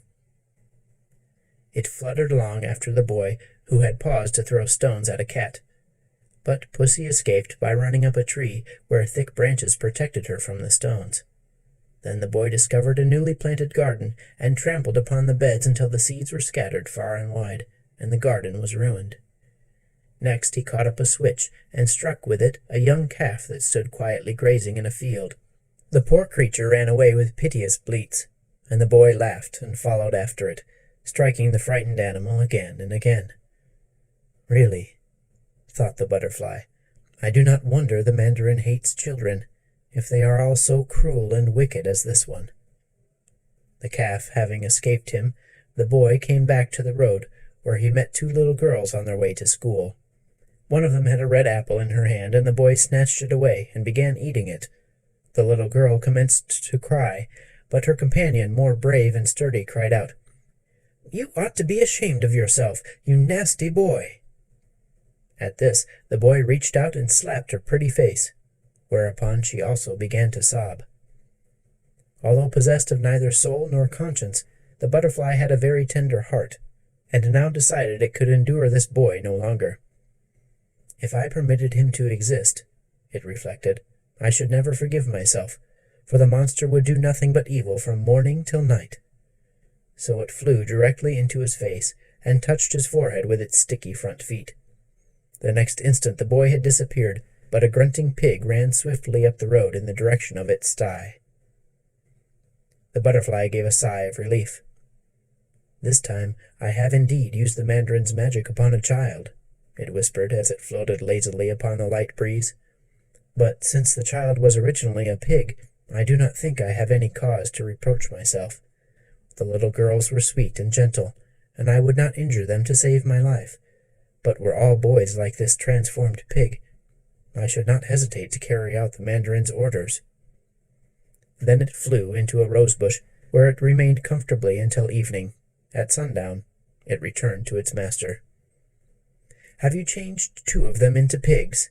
he asked at once. "I have," replied the butterfly. "One was a pretty black-eyed baby, and the other a freckled-faced, red-haired, barefooted new boy." "Good, good, good!" screamed the mandarin in an ecstasy of delight. "Those are the ones who torment me the most.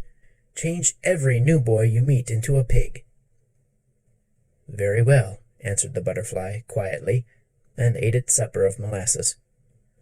Several days were passed by the butterfly in the same manner. It fluttered aimlessly about the flower gardens while the sun shone, and returned at night to the mandarin with false tales of turning children into swine. Sometimes it would be 1 child which was transformed, sometimes 2, and occasionally 3, but the mandarin always greeted the butterfly's report with intense delight, and gave him molasses for supper.